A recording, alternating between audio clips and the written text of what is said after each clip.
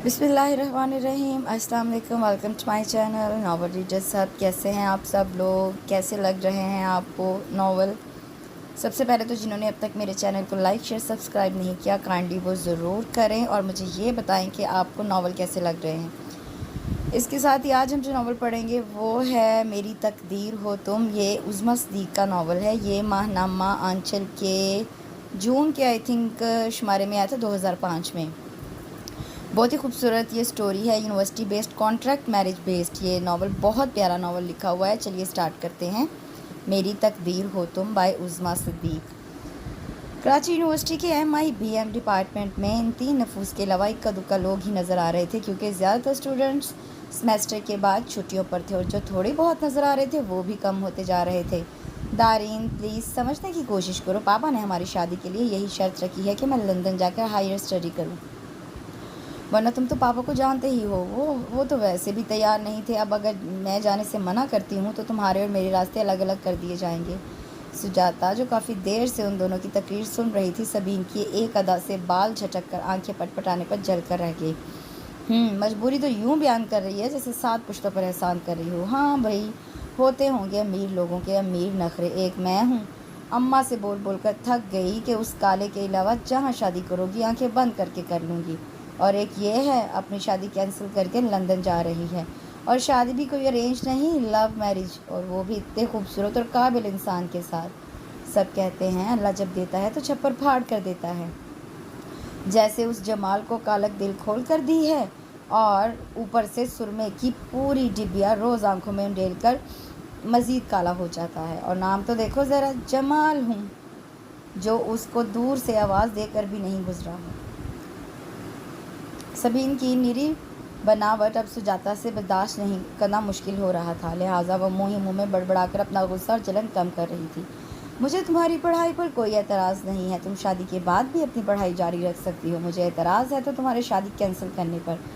तुम जानती हो कार्ड बढ़ चुके हैं और तुम्हारी तरफ का मुझे मालूम नहीं, पर हमारे यहाँ तमाम तैयारी मुकम्मल है। और तुम कह रही हो मैं तुम्हारे पापा की इतनी फजूल सी ज़िद को मान लूँ? वो पहले भी तो बता सकते थे, पहले भी ये शर्त रख सकते थे, मगर उन्होंने ऐन वक्त पर यह शर्त रखकर ये साबित कर दिया है कि वो हमारी शादी करना ही नहीं चाहते। वरना कौन बाप है जो अपनी बेटी की शादी बिला किसी वजह के कैंसिल करने की बात करे। दारीन, जो काफ़ी देर से बर्दाश्त कर रहा था, फट पड़ा। दारीन प्लीज़ समझने की कोशिश करो, मैं ये सब तुम्हारे लिए ही कर रही हूँ। आई नो कि तुम मुझे बहुत प्यार करते हो, इसलिए यहाँ एक फ़ैसला करके आई हूँ। दारीन, जो परेशानी से अपने सर को आहिस्ता आहिस्ता नफ़े में हिला रहा था, सबीन की बात पर चौंक कर उसे देखने लगा। क्या मतलब है, क्या फ़ैसला करके आई हो? दारीन ने उलझ कर देखते हुए पूछा। पहले मुझसे प्रॉमिस करो कि तुम मेरी बात बहुत सब्र तहम्मुल से सुनोगे, तो तभी तो मैं बताऊँगी। सबीन ने एक अदा से बाल झटकते हुए कहा। दारीन कुछ देर तो उसे बगौर देखता रहा, फिर कुछ सोचकर सर से इशारा करके एक नज़र कुछ दूर बैठी बबल चबाती सुजाता को देखा, जो बगौर उन दोनों को ही सुन रही थी, मगर उसकी नज़रें पूरे डिपार्टमेंट का तवाफ़ कर रही थी। सबीन के लिए ये बात करना थोड़ी मुश्किल थी, मगर दारीन की नज़रों के ताक़ुब में सुजाता को देखते हुए उसकी हिम्मत बन गई। दारीन, मैंने बहुत सोचा इस बारे में, मगर इसके अलावा कोई और रास्ता नहीं था कि तुम सुजाता से शादी कर लो। सबीन के अल्फाज थे या कोई बम जो सीधा दारीन के सर पे के पास फटा था और वो बैठे से खड़ा हो गया। व्हाट? ये क्या बकवास है? तुम जानती हो तुम क्या कह रही हो? अगर मुझे किसी और से शादी करनी होती तो मैं बहुत पहले कर चुका होता, तुम्हारा इंतज़ार नहीं करता। वो गुस्से से फिनकारता हुआ पैंट की जेबों में हाथ डालकर परेशानी से इधर उधर टहलने लगा। तुमने अभी वादा किया है कि तुम तसल्ली से मेरी बात सुनोगे। सबीन ने उसके गुस्सा होने पर उसे याद दहानी कराई। सबीन अली, आपको शायद मालूम नहीं कि आप क्या कह रही हैं। दारीन ने हनूज़ गुस्से से घूरते हुए उंगली उठाकर उसे याद दहानी कराई। मैं बहुत अच्छी तरह जानती हूँ कि मैं क्या कह रही हूँ, मगर तुम ना तो मेरी पूरी बात सुन रहे हो और ना ही मुझे समझ रहे हो। सबीन ने आंखें पटपटाकर लाचार और मासूम बनने की पूरी कोशिश की, जबकि कुछ दूर बज़ाहिर लापरवाह बैठी सुजाता दारीन मुस्तफ़ा को यूँ गुस्से में देखकर दिल में जलतू जलालतू का व्यर्थ करने लगी। कहो जो कहना है और जो समझाना है, दारीन ने एक लफ्ज़ को चबाते हुए कहा। देखो दानी, रिलैक्स होकर मेरी बात सुनो। बात यह है कि वो दानी के एक जो गुस्से को देखने पर थोड़ा सा घबराई, मगर फिर हिम्मत करके अल्फाज तरतीब देने लगी। सुजाता को तुम जानते हो, मेरी दोस्त की हैसियत से तो जानते ही हो। ये एक मिडिल क्लास से ताल्लुक़ रखती है। यूनिवर्सिटी में पढ़ना उसका जुनून है और साथ ही ये अपने घर के हालात से भी खाइफ रहती है। اس لیے پڑھ کر جاب کرنا چاہتی ہے تاکہ اس کے گھر کے حالات کچھ بہتر ہو جائیں۔ مگر مسئلہ یہ ہے کہ اس کی اماں اس کی خالہ زاد بھائی جمال سے اس کی شادی کرنا چاہتی ہیں، جو ان پڑھ اور بالکل جاہل ہے۔ سجاتا اس کو ناپسند کرتی ہے، مگر اس کی اماں کی ایک ہی ضد ہے کہ وہ سجاتا کو اس کے ساتھ ہی رخصت کریں گی۔ بقول ان کے اس غریب خانے پر کون رشتہ لائے گا؟ اس وقت انہیں اپنا بھانجا بھی بہت سی نیکیوں کا صلہ لگ رہا تھا، اور سجاتا ایسا نہیں چاہتی، بلکہ وہ کہتی ہے کہ اسے بہت جلد ہی کوئی بہترین انسان ملے گا، پر اس کی اماں اتنی مہلت دینے کو تیار نہیں۔ وہ جلد از جلد اس کی شادی کرنا چاہتی ہیں۔ دارین جو کافی دیر سے صبر سے اس کی بات سن رہا تھا، اسے ٹوک گیا۔ اس پورے قصے میں میرا کیا عمل دخل ہے؟ یہ اس کا اپنا مسئلہ ہے۔ سبین نے ایک بار پھر اسے خاموش رہنے کا اشارہ کیا۔ تمہارا عمل دخل اس قصے میں یہ ہے کہ اگر تم سجاتا سے پیپر میرج کر لو تو ایک طرف تو وہ آسانی سے پڑھ سکتی ہے، ساتھ اس جمال سے بھی اس کی جان چھوٹ جائے گی اور اس کی ماں کی بھی فکر ختم ہو جائے گی، اور دوسری طرف تمہاری شادی بھی اسی ڈیٹ پر ہوگی جس پر فکس ہوئی ہے۔ فرق صرف اتنا ہوگا کہ لڑکی سجاتا ہوگی اور یہ شادی بھی صرف ایک کمٹمنٹ ہوگی، حقیقت نہیں۔ میں نے سجاتا سے بات کر لی ہے، وہ اس شادی پر راضی ہے، کیونکہ اس طرح وہ بھی آسانی سے اپنا مستقبل بنا سکتی ہے، پر میرے واپس آنے پر وہ اپنے راستے پر ہو لے گی اور ہم اپنی منزل کی طرف۔ وہ آنکھیں پھاڑے سبین کو یوں دیکھ رہا تھا کہ جیسے اس کی دماغی حالت پر شبہ ہو۔ وہ جس کام کو اتنا آسان سمجھ رہی تھی وہ اتنا آسان نہیں تھا۔ آئی ایم سوری، میں یہ ڈرامہ نہیں کر سکتا۔ دارین کے ایک جھٹکے سے اٹھنے پر وہ بھی غصے میں آ گئی۔ دانی، یہ سوچ لو کہ اس کے علاوہ اور کوئی راستہ نہیں ہے، اور نہ ہی دوبارہ کوئی سجاتا ملے گی تمہیں جو بآسانی سے مان جائے، اور شاید یہ ہماری آخری ملاقات ہو۔ دارین کی طرف قدم بڑھاتے ہوئے اس کی آخری بات پر ایک دم پلٹا اور دھیرے دھیرے چلتا ہوا اس کے قریب آیا۔ کچھ دیر خاموشی سے اس کے ایک ایک نقش کو بغور دیکھتا رہا اور پھر ٹھنڈی سانس بھر کر اس بات پہ گردن ہلا دی۔ دانی، یو آر گریٹ، تم واقعی مجھ سے بہت محبت کرتے ہو۔ I am proud of you my love. Sabeen خوشی کے مارے اس کے سینے سے لگی ہنسنے لگی۔ سجاتا سبین کی اس بے باکی پر ایک دم ان دونوں کی طرف سے رخ موڑ کر لاہور والا پڑھنے لگی۔ مصطفیٰ صاحب کی 3 اولادیں تھیں۔ بڑا بیٹا داؤد جو بزنس میں ان کا ہاتھ بٹا رہا تھا، اور دوسرا بیٹا دانش جو ڈاکٹر تھا اور اپنا ہاسپٹل چلا رہا تھا، اور آخر میں سب سے چھوٹا بیٹا دارین تھا جو کراچی یونیورسٹی سے MBA کر رہا تھا۔ داؤد اور دانش شادی شدہ تھے۔ داؤد کا ایک بیٹا علی اور بیٹی ماں تھی، جبکہ دانش کی فی الحال کوئی اولاد نہیں تھی۔ مصطفیٰ صاحب کے والد کی ڈیتھ ہو چکی تھی، جبکہ ان کی والدہ ان کے ساتھ ہی رہتی تھی اور اپنے تمام پوتوں کی عزیز ترین ہستی تھی۔ ان کا گھرانہ ایک خوشحال اور معزز گھرانہ تھا جو معاشرے میں ایک معتبر مقام رکھتا تھا۔ علی گروپ آف انڈسٹریز اور مصطفیٰ گروپ آف انڈسٹریز کا ہمیشہ سے بزنس میں مقابلہ رہا تھا۔ علی گروپ کے مالک علی صاحب کی ایک ہی بیٹی تھی سبین، جو مصطفیٰ گروپ کے مالک مصطفیٰ صاحب کے سب سے چھوٹے بیٹے دارین کی کلاس فیلو تھی اور اس سے شادی کی خواہش مند تھی، مگر جب علی صاحب کو اس کی خواہش کا معلوم ہوا تو انہوں نے سختی سے انکار کر دیا، مگر پھر اکلوتی بیٹی کی بھوک ہڑتال پر ہتھیار ڈال دیے۔ مگر دل سے وہ ابھی بھی کسی طرح سے اس رشتے کو ختم کرنے کے چکر میں تھے، اور آخری حربے کے طور پر انہوں نے عین شادی سے 15 دن پہلے سبین کی ہائر اسٹڈیز کی شرط رکھ دی، اور اب صورتحال ان کی حسب توقع تھی۔ دوسری طرف مصطفیٰ صاحب جو علی صاحب کی دھوکے باز فطرت سے اچھی طرح واقف تھے، ان کی ہر طرح کی چال کے لیے بالکل تیار بیٹھے تھے، کیونکہ یہ ان کی مجبوری تھی۔ سب سے لاڈلے بیٹی کی پسند اور اس کی ضد کا انہیں اچھی طرح معلوم تھا۔ وہ اپنی پسند کے معاملے میں بہت نزاکت پسند اور انتہا پسند تھا، ہر حال میں اپنی پسند کو حاصل کرنے والا۔ سبین کے معاملے میں بھی وہ انتہا پسند ہو گیا تھا اور ہر حال میں اسے حاصل کرنا چاہتا تھا۔ سجاتا کی اماں اتنے امیر و خوبصورت لڑکے کے رشتے پر پھولے نہ سما رہی تھی، ان کا بس نہیں چل رہا تھا کہ انہیں کہاں بچھائیں اور کیا خاطرے کرے، جبکہ دارین کی ممی کچھ پریشان اور کچھ خفا سی ان کے 2 کمروں کے اندھیرے سے گھر کو دیکھے جا رہی تھی۔ ایک تو اچانک دارین کی ضد نے پریشان کر دیا تھا، اور دوسرا ایسی فیملی میں رشتہ کرنا ایک الگ مسئلہ تھا۔ لوگوں کے سوالوں کے لیے وہ ابھی سے خود کو تیار کر رہی تھی، مگر خود مطمئن نہیں تھی تو بھلا دوسروں کو کیسے مطمئن کرتی؟ ان کی تو سمجھ میں نہیں آ رہا تھا کہ دارین نے اچانک سبین سے انکار کر کے اس غریب لڑکی سے شادی کی ضد کیوں کی، جبکہ اس لڑکی میں ایسی کوئی خاص خوبی بھی نہیں ہے سوائے اس کی لائٹ براؤن چمکتی ہوئی آنکھیں اور مسکراہٹ کے۔ دانی، ایک بار پھر سوچ لو بیٹا، یوں زندگی بھر کے رشتے نہیں جوڑے جاتے بنا کسی جان پہچان اور رشتہ داری کے۔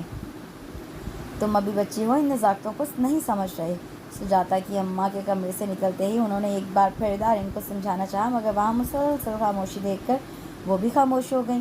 واپسی میں وہ لوگ شادی کی تاریخ لے کر ہی اٹھے تھے، جبکہ سجاتا کے والد کو اتنی جلدی شادی پر اعتراض تھا، مگر سجاتا کے اصرار پر انہوں نے تاریخ دے ہی دی، کیونکہ وہ یہ بھی جانتے تھے کہ سجاتا کی خواہشات کیا ہیں، اس لیے وہ اس رشتے کو جانے نہیں دینا چاہتے تھے۔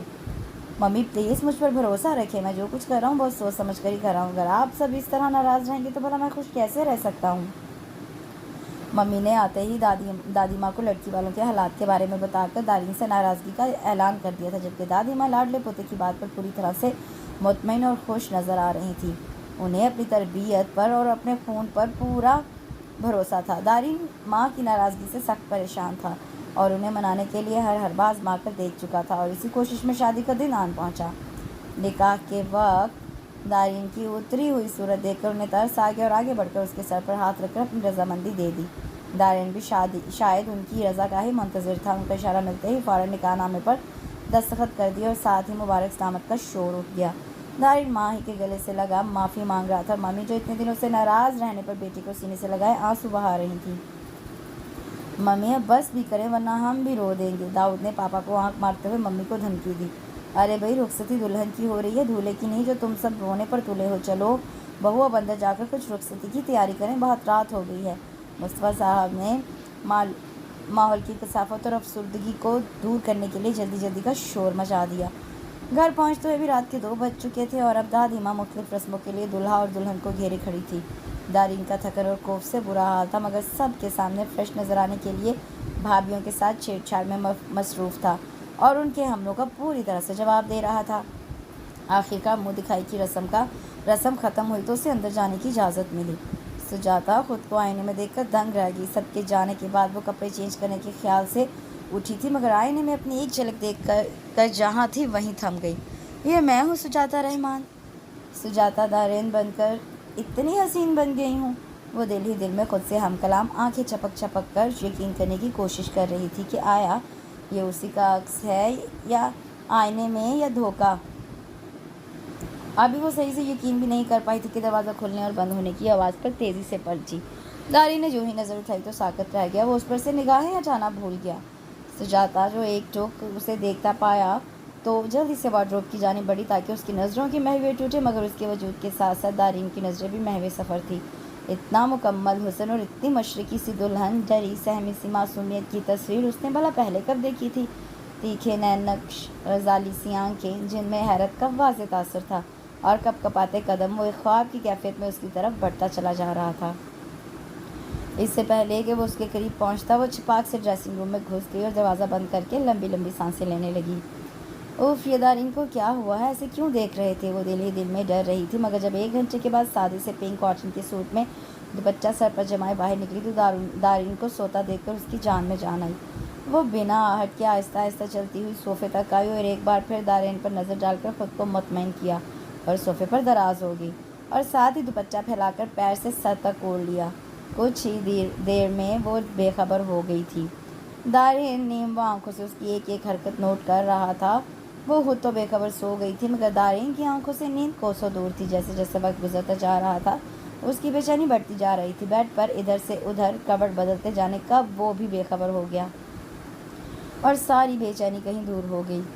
वलीमा 5 स्टार होटल में रखा गया था, जिसमें शहर के बड़े बिजनेसमैन को मदऊ किया गया था। सुजाता इतने वीआईपी किस्म के अरेंजमेंट को देखकर दंग रह गई थी। उसके तो वहम गुमान में भी ऐसी शादी नहीं थी, और फिर सब घर वालों का बर्ताव भी उसके साथ बहुत मोहब्बत भरा था।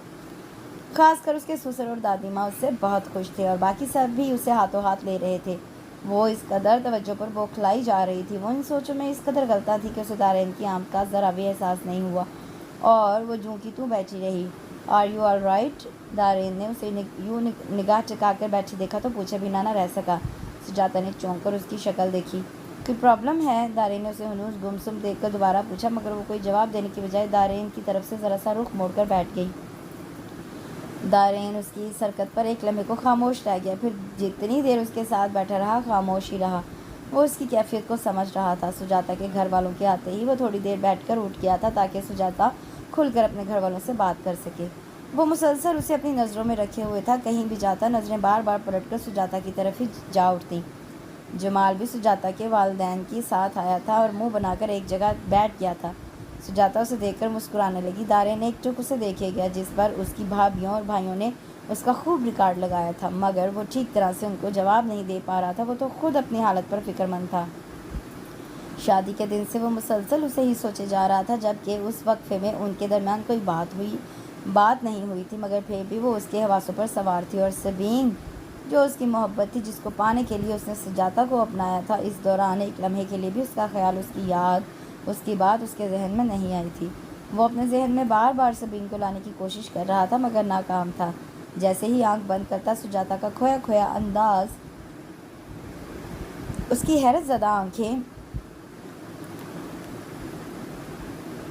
روشن ہو جاتی اور سبین کا خیال دور کہیں تاریکی میں کھو جاتا۔ آج بھی وہ بے خبر سو گئی تھی۔ ہوٹل سے گھر تک آتے ہوئے بھی دونوں اپنی کار میں علیحدہ تھے، مگر اس کے باوجود وہ ہنوز خاموش تھی۔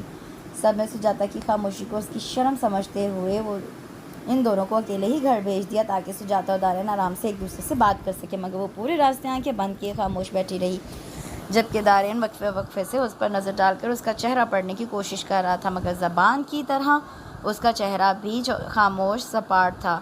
کوئی رنگ، کوئی احساس نہیں تھا، ایک سکون تھا، ایک خاموشی تھی۔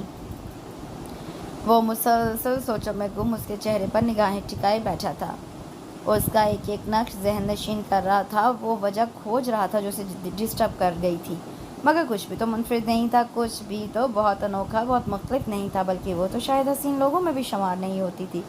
اور سبین کی خوبصورتی کی تو پاسنگ بھی نہیں تھی، سبین کی خوبصورتی اور نزاکت ہی تو تھی جو اسے متاثر کر گئی تھی، مگر اب کیا تھا جو وہ 2 دن میں ہی سبین کو بھول گیا؟ اس کی محبت ایک خواب لگ رہی تھی اور سجاتا ایک حسین حقیقت جسے وہ پورے احساسات کے ساتھ محسوس کر رہا تھا، سمجھنا چاہ رہا تھا، مگر سب سامنے ہوتے ہوئے بھی بہت کچھ اوجھل تھا۔ رات بھر سوچتے رہنے کی وجہ سے صبح دیر سے آنکھ کھلی، مگر صوفے پر نظر پڑی تو وہ خالی دیکھ کر وہ ایک جست میں ہی کھڑا ہو گیا۔ ادھر ادھر دیکھا، مگر کمرہ اس کے وجود سے خالی تھا۔ شاید نیچے ہوگی۔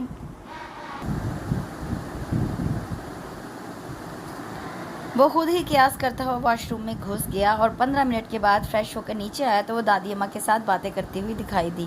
اسکائی بلو کلر کی ساڑی میں لمبے بالوں کی ڈھیلی سی چوٹی جو ڈھلک کر آگے آ گئی تھی، دادی کی کسی بات پر مسکراتی ہوئی بہت پرسکون و مطمئن۔ السلام علیکم۔ اس کے باآواز بلند سلام کرنے پر بس ایک پل کو اس نے نظر اٹھا کر دیکھا، پھر مصروف گفتگو ہو گئی۔ وعلیکم السلام، آؤ بیٹا بیٹھو۔ دادی نے اسے قریب بٹھا کر بلائیں لی۔ بہو چلو اب ناشتہ لگوا لو، میرا بیٹا اٹھ گیا ہے، رات بھی اس نے کچھ نہیں کھایا تھا۔ دادی نے محبت سے اس کا چہرہ چھوتے ہوئے عائشہ بھابھی کو حکم دیا، جو شاید پہلے بھی ناشتے کا پوچھ چکی تھی۔ ناشتہ خوشگوار ماحول میں کیا گیا۔ اتوار کا دن تھا، اس لیے سبھی فارغ تھے۔ اور بیٹا اب کیا ارادے ہیں؟ کہو تو سوئٹزرلینڈ کے لیے تم دونوں کی سیٹیں کنفرم کروا دوں۔ سجاتا نے چونک کر دارین کو دیکھا، وہ بھی اسے ہی دیکھ رہی تھی۔ پاپا فی الحال تو رہنے دیں، کیونکہ 1 مہینے کے بعد میرے سیمیسٹر ہیں، پھر اس کے بعد دیکھیں گے۔ دارین نے آسانی سے بات سمجھائی، جس پر سبھی راضی تھے سوائے دادی کے، مگر دارین نے پاپا سے سفارش کروا کر انہیں بھی راضی کر لیا۔ سنیں، دارین جو کار کی چابی اٹھا کر باہر جانے کے ارادے سے نکل رہا تھا، سجاتا کی آواز پر فوراً ایڑیوں کے بل اس کے سمت گھوما۔ تھینک یو، آپ نے صبح جو کہا تھا اس کے لیے۔ دارین ایک ٹک اس کی شکل دیکھتا رہا، کبھی پلکیں اٹھاتی، کبھی گراتی، کچھ کنفیوز سی پچھلے 3 دنوں سے کافی مختلف لگ رہی تھی۔ کیا یہی کہنے کے لیے روکا تھا مجھے؟ دارین نے اس کی گھبراہٹ سے ہنس اٹھاتے ہوئے مسکرا کر پوچھا۔ جی بس یہی کہنا تھا۔ سجاتا نے ایک نظر اس کے مسکراتے چہرے پر ڈالی، پھر اس کی نظروں سے بچنے کے لیے وارڈروب کھول کر کھڑی ہو گئی۔ اگر کپڑے چینج کرنے کا ارادہ ہے تو رہنے دو، یہ ساڑی تم پر سوٹ کر رہی ہے۔ وہ اپنی بات کہہ کر رکا نہیں، تیزی سے نیچے اتر گیا اور سجاتا اس کے الفاظ پر جہاں تھی وہیں تھم گئی۔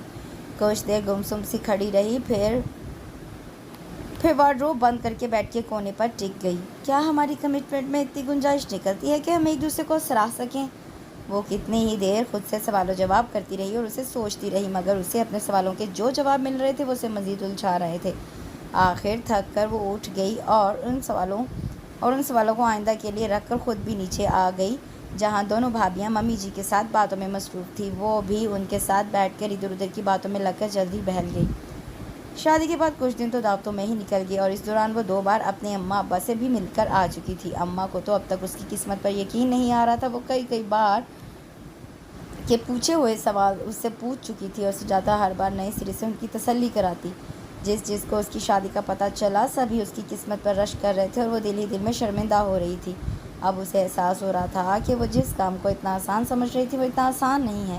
لوگوں کی نظروں میں وہ ایک شادی شدہ زندگی گزار رہی تھی اور اسی حوالے سے اس سے سوال بھی کیے جاتے تھے۔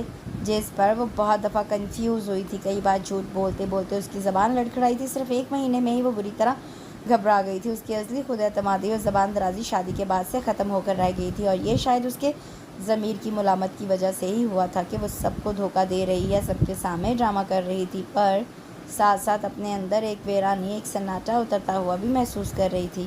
ممی اور دادی ماں جب اس کی معصومیت پر واری صدقے ہوتی تو وہ اندر تک کٹ کر رہ جاتی، اور اتنی محبت اور اتنی خوشیاں پا کر بھی وہ خالی دامن ہوتی جا رہی تھی۔ وہ خوشیاں جو اس چھوٹے سے 2 کمروں کے گھر میں تھی، وہ ابھی اب اس جھوٹی زندگی کے آگے اسے ایک انمول خزانے کی طرح لگتی۔ وہ رہ رہ کر ان بے فکرے دنوں کو یاد کرتی جہاں بظاہر تو کچھ نہیں تھا، مگر ہنسی تو اپنی تھی، مسکراہٹیں تو سچی تھی۔ دارین خود تو 15 دنوں کے بعد سے یونیورسٹی جانے لگا تھا، مگر سجاتا کو دادی نے کم از کم 1 مہینے تک جانے سے منع کر دیا تھا، اور آج 1 مہینہ پورا ہوتے ہی وہ کل سے یونیورسٹی جانے کا ارادہ کیے بیٹھی تھی۔ اس لیے شام کو جیسے ہی دارین گھر لوٹا، وہ اس کے پیچھے پیچھے ہی اوپر چلی آئی۔ خیریت، کوئی پرابلم ہے کیا؟ دارین نے بیگ ایک طرف رکھ کر جوتے اتارتے ہوئے پوچھا۔ جی، پہلے آپ کھانا کھا لیں پھر بات کروں گی۔ دارین نے جوتوں کے تسمے کھولتے ہوئے ترچھی نظر سے اسے دیکھا، جو دونوں ہاتھوں کی انگلیوں کو آپس میں پھنسائے کھڑی تھی۔ میں کھانا کھا کر آ رہا ہوں، تمہیں جو کہنا ہے کہو، میں سن رہا ہوں، دارین نے جوتے اتار کر بیڈ پر نیم دراز ہوتے ہوئے کہا۔ سجاتا نے جلدی سے جوتے اٹھا کر ریک میں رکھے اور پھر خود بھی بیڈ کے کونے پر ٹک گئی۔ دارین بغور اس کی کیفیت کو نوٹ کر رہا تھا۔ 1 مہینے سے زیادہ ہو گیا ہے، میں یونیورسٹی نہیں گئی، اور پھر میرے سیمیسٹر بھی 8 دنوں میں شروع ہو جائیں گے، اس لیے میں اب مزید اپنی اسٹڈی کا حرج نہیں کر سکتی۔ مجھے کل سے یونیورسٹی جانا ہے تاکہ جو کچھ پچھلے دنوں مس ہو گیا ہے ان سے اگلے چند دنوں میں کور کر لوں۔ سجاتا نے اپنی پوری بات کہہ کر اس کی طرف دیکھا، جو اپنے دونوں ہاتھ سر کے نیچے رکھے بیک گراؤنڈ کے ساتھ ٹیک لگائے اسے ہی دیکھ رہا تھا۔ ٹھیک ہے، پھر کل میرے ساتھ ہی چلنا۔ سجاتا اس کی اجازت ملتے ہی خوشی سے مسکرانے لگی۔ تھینک یو سو مچ۔ اب ایک کام اور ہے، اگر آپ کر دیں تو؟ دارین نے پہلی بار اسے یوں کھل کر مسکراتے ہوئے دیکھا تھا۔ ہاں کہو۔ اس سے بیڈ سے نیچے اتر کر سلیپر پہنتے ہوئے سجاتا کے کھلے کھلے چہرے کو دیکھا۔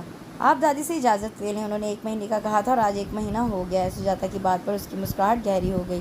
ٹھیک ہے، یہ کام بھی ہو جائے گا، اور کچھ نہیں، بس یہی کہنا تھا۔ اب آپ کپڑے چینج کر لیں، میں چائے لاتی ہوں آپ کے لیے۔ سجاتا نے خوشی خوشی نیچے کی جانب قدم بڑھائے تھے کہ دارین نے آواز دے لی۔ مجھے آج معلوم ہوا ہے کہ تمہاری مسکراہٹ مونالیزا سے کم نہیں، شاید اس لیے تم اس کو بہت کم اپنے چہرے پر لاتی ہو۔ یہ کہنے کے ساتھ ہی وہ واش روم میں چلا گیا، جبکہ سجاتا ہونٹ پیچھے کچھ دیر وہیں کھڑی رہی، پھر نیچے آ کر اس کے لیے چائے بنانے لگی، مگر دھیان سارا دارین کے جملے میں ہی اٹکا ہوا تھا۔ اس بے دھیانی میں گرم گرم پانی کپ کی بجائے سیدھے پیر پر گرا اور کپ ہاتھ سے چھوٹ کر دور جا گرا۔ چھناکے کی آواز پر مریم بھابی کچن میں آئیں تو سجاتا کو پیر پکڑے دیکھ کر گھبرا گئی۔ کیا ہوا؟ جلدی سے اس کے پیر سے ہاتھ ہٹا کر دیکھا، جہاں گہرا سرخ نشان بن گیا تھا۔ اوف، یہ تو بہت سرخ ہو رہا ہے، چھالا بن جائے گا، چلو جلدی، میں کوئی ٹیوب لگا دیتی ہوں۔ اٹھو، بھابی نے سہارا دے کر اسے ڈائننگ ٹیبل سے چیئر گھسیٹ کر بٹھایا، خود کریم لینے بھاگی۔ دارین سیٹی پر شوق سے دھن بجاتا ہوا نیچے اترا تو اسے ٹیبل پر سر رکھے دیکھ کر سیدھا اس کے پاس چلا آیا۔ کیا ہوا؟ تم تو چائے لینے گئی تھی۔ سجاتا نے جلدی سے چہرہ اٹھا کر گیلی آنکھیں صاف کی۔ کیا ہوا سجاتا، تم رو کیوں رہی ہو؟ دارین اس کی گیلی پلکیں دیکھ کر پریشان ہو اٹھا۔ اتنی دیر میں بھابی ٹیوب لے کر آ گئی۔ لاؤ پیر دکھاؤ، میں ٹیوب لگا دوں، تھوڑی دیر میں تکلیف کم ہو جائے گی۔ بھابی کے جھکنے پر اس کی نظر بھی پیروں پر پڑی، جہاں اب ہلکے سرخ چھالے نظر آ رہے تھے۔ یہ کیا ہوا ہے بھابی؟ یہ پیر کیسے زخمی ہوا؟ دارین نے گھٹنے کے بل بیٹھتے ہوئے پوچھا اور ساتھ ساتھ پیر کو ادھر ادھر ہلا کر دیکھا جہاں بھابی ٹیوب لگا چکی تھی۔ کچھ نہیں، شاید چائے بناتے ہوئے گرم گرم پانی پیر پر گر گیا تھا، اس لیے چھالے پڑ گئے ہیں۔ بھابی، آخر دادی ماں ایک باورچی رکھنے کیوں نہیں دیتی؟ ہمارے پاس اللہ کا دیا سب کچھ ہے، مگر دادی ماں کی یہ ضد میری سمجھ میں نہیں آتی کہ کھانا گھر کی عورتیں ہی بنائیں گی۔ دارین نے سجاتا کی تکلیف کا ذمہ دار دادی کی ضد کو قرار دیتے ہوئے نروٹھے پن سے بھابی سے پوچھا، جو اس کی بات پر مسکرانے لگی۔ دیور جی، یہ بات آج کچھ زیادہ ہی بری نہیں لگ رہی آپ کو؟ اس سے پہلے بھی گھر کی عورتیں ہی کھانا بناتی رہی ہیں، پھر آج یہ غصہ اپنی بیگم کی وجہ سے تو نہیں ہے؟ بھابی کی بات پر وہ انہیں گھور کر رہ گیا، جبکہ سجاتا اپنی ساری توجہ پیر پر لگا کر بھابی اور دارین کی نظروں سے بچنے کی کوشش کرنے لگی۔ بڑی بھابی اور ممی جی بھی شور سن کر ڈائننگ ہال میں آ گئی۔ ممی جی، آج دانی بہت غصے میں ہیں کیونکہ آج ان کی بیگم کو کچن میں کام کرتے ہوئے تکلیف جو پہنچی ہے۔ چھوٹی بھابی نے بڑی بھابی کو آنکھ مارتے ہوئے شرارت سے کہا، جس پر دارین پیر کے بل ممی کی سمت گھوما۔ ممی، بھابی غلط بیانی کر رہی ہیں، مجھے غصہ دادی کی بے جا ضد پر ہے، نہ کہ سجاتا کے کام کرنے پر آپ کی بات کا بیک گراؤنڈ تو وہی ہے دیور جی۔ بھابی نے مزید تپانے کے لیے جملہ کسا، جس پر وہ واقعی تپ کر آ گیا۔ ممی بھی بھابی کی شرارت को समझकर मुस्कुराने लगी। दानी बेटा, तुमने वो मकूलता सुना होगा कि मर्द के दिल का रास्ता मैदे से होकर गुजरता है। बस इसीलिए आपकी दादी का हुक्म है कि घर का किचन घर की औरतें ही संभालेंगी, ताकि इस घर के मर्दों के दिलों पर उनकी बीवियों के अलावा कोई दूसरा राज ना कर सके। मम्मी की वजाहत को बड़ी गौर से सुनता हुआ दानियान आखिर में कहके लगाकर हंसने लगा। ओह गॉड मॉम, इसका मतलब है कि हीर रांझा, सोनी महिवाल वगैरह सच्ची मोहब्बत सिर्फ एक कहानी ही है, हकीकत नहीं। दानियान ने बमुश्किल हंसी रोककर पूछा। लड़के सुधर जाओ, बाहर की खाल निकालने बैठ जाते हो। अभी तुम्हारी दादी ने सुन लिया ना तो सारी रात लेक्चर सुनना पड़ेगा तुम्हें, मम्मी ने मसनूई खफगी से घूरते हुए डांटा। No mom, it's really amazing, मुझे तो आज ये बात मालूम हुई है, जब भी छोटी भाभी मुझे अक्सर बेशतर किचन में ही मिलती हैं। दानियान ने फ़ौरन बदला बराबर करने के लिए भाभी को मिसाल बनाया। सुजाता, अपने मियाँ को रस्सी बांध कर रखो, ये बहुत इधर उधर नज़रें रखने लगा है। भाभी ने कब से खामोश बैठी सुजाता को मुखातिब किया, जो खुद को मौजूद गुफ्तगू बनता देखकर परेशान हो गई। मम्मी ने फ़ौरन उसकी परेशानी को भांप लिया। अरे भाई बच्चों, बस करो, बहुत हो गया मजाक, सारे मर्द ऑफिस से आते होंगे। दानियान, तुम सुजाता को ऊपर कमरे में ले जाओ ताकि थोड़ी देर आराम कर ले तो उसके पैर की सोजिश कम हो। और बहू, खाने का कुछ करो, अभी सब आते ही भूख भूख का शोर मचा देंगी। मम्मी के इशारे पर दानियान ने सुजाता को सहारा देकर खड़ा किया और आहिस्ता आहिस्ता सीढ़ियाँ तय करके बेड पर ले जाकर बिछा दिया। अब कल यूनिवर्सिटी जाने का ख्याल जहन से निकाल दो और आराम करो। अब तो दादी माँ किसी सूरत इजाज़त नहीं देंगी अपने चहीते पोते की बीवी को इस हालत में यूनिवर्सिटी जाने की। दानियान की बात सुनकर वो परेशान हो उठी। मगर मेरा जाना ज़रूरी है, वरना पेपर देने की परमिशन नहीं मिलेगी इतने दिनों तक गैर हाजिरी पर, और फिर मुझे पिछला नुकसान भी पूरा करना है। दानियान ने इसकी बात पर खुद भी सोच में पड़ गया। ऐसा करते हैं कि कल तुम आराम करो, परसों से देखेंगे, और कल मैं कोशिश करके तुम्हारे पिछले असाइनमेंट कहीं से लेने की कोशिश करता हूँ। अगर मिल जाए तो वेल एंड गुड, वरना मैं खुद बना दूंगा। मगर तुम टेंशन मत लो, आराम करो, ओके। दानियान ने मुस्कुराते हुए उसे तसल्ली दी। खुद एक दोस्त के घर का कहकर निकल गया, जबकि सुजाता एक नए एहसास में घिर गई जिसे वो कोई नाम नहीं दे पा रही थी। वो खुद को अब कमज़ोर पड़ता हुआ महसूस कर रही थी। ये क्या होता जा रहा है मुझे? मैं क्यों उसे इस कदर सोचने लगी हूँ? क्यों उसे अपने करीब देखना चाहती हूँ? क्यों उसकी हर बात पर सर खम कर देती हूँ? क्यों ये भूल जाती हूँ कि ये मेरा मकसद क्या है और मेरा इससे रिश्ता क्या है? मैं क्यों अपनी औकात भूल रही हूँ? मुझे कमज़ोर नहीं पड़ना, मुझे पहले जैसी मजबूत बनना है। हाँ, मुझे मजबूत बनना है। वो घुटनों में मुँह दिए रोते हुए खुद से हद कर रही थी जब बड़ी भाभी चाय लेकर आ गई। लो सुजाता, चाय पी लो। अरे ये क्या, तुम रो रही हो? क्या ज़्यादा तकलीफ़ हो रही है? भाभी उसका आंसुओं में तर चेहरा देखकर परेशान हो गई। कुछ नहीं भाभी, बस वैसे ही दिल चाह रहा था। सुजाता ने ज़बरदस्ती मुस्कुराकर बात को मजाक में उड़ाना चाहा। अजीब लड़की हो भाई तुम, नई शादी के बाद तो चेहरे की मुस्कुराहट नहीं जाती, दिल बेबात हंसने के बहाने ढूंढता है, और तुम हो के रोने का बहाना ढूंढ रही हो। मेरी शादी जब हुई थी तो दाऊद मुझे टोकते रहते थे कि इतना मत हंसा करो वरना नज़र लग जाएगी। भाभी मुस्कुराते हुए अपने दिलों में खो गई, जबकि सुजाता ने दिल ही दिल में उनका ध्यान बटने पर शुक्र अदा किया और उनसे उनकी शादी के किस्से सुनने लगी। 2 दिनों के बाद दादी अम्मा और पापा ने आज बड़ी मुश्किल से यूनिवर्सिटी जाने की इजाज़त दी थी और गाड़ी में बैठने तक उसे मुस्तकिल नसीहत करती रही थी। साथ दारेन को भी उसका ख्याल रखने की हिदायतें दे रही थी। दारेन पूरे रास्ते खामोशी से ड्राइव करता रहा और सुजाता दिल ही दिल में खुद को लोगों के सवालात के लिए तैयार कर रही थी। इतने दिन गैर हाजिरी का जवाब भी तो देना था। बहुत कम लोग ही उन दोनों की शादी के बारे में जानते थे, और वो भी दारेन के चंद एक बहुत क्लोज फ्रेंड्स ही जानते थे। चेक पोस्ट पर दोनों ने अपने अपने कार्ड्स चेक कराए, फिर पार्किंग में जाकर कार साइड की। सुजाता बाहर निकलकर साइड पर खड़ी होगी। दारेन कार का लॉक करके घूमकर उसकी तरफ आया, मोबाइल सेट उसकी तरफ बढ़ाया। ये सेल अपने पास रखो, और कोई प्रॉब्लम हो तो घर कॉल करके ड्राइवर को बुलवा लेना। वैसे मैं खुद ही 12 बजे तक तुम्हारी डिपार्टमेंट का चक्कर लगा लूँगा। सुजाता सेल लेते हुए झिझक रही थी, उसे बहुत अजीब लग रहा था। और आप क्या करेंगे अगर आपको ज़रूरत हुई सेल की तो? दारेन हनूज हाथ आगे बढ़ाए खड़ा था, मगर सुजाता ने अभी तक सेल नहीं थामा था। आज तुम रख लो, फिर शाम में नया सेल ला दूंगा तुम्हें, ओके? और अब मैं चलता हूँ। सुजाता ने सर झुकाते हुए सेल लेकर अपने पर्स में रखा और उसे खुदाफिज कहकर आगे बढ़ गई।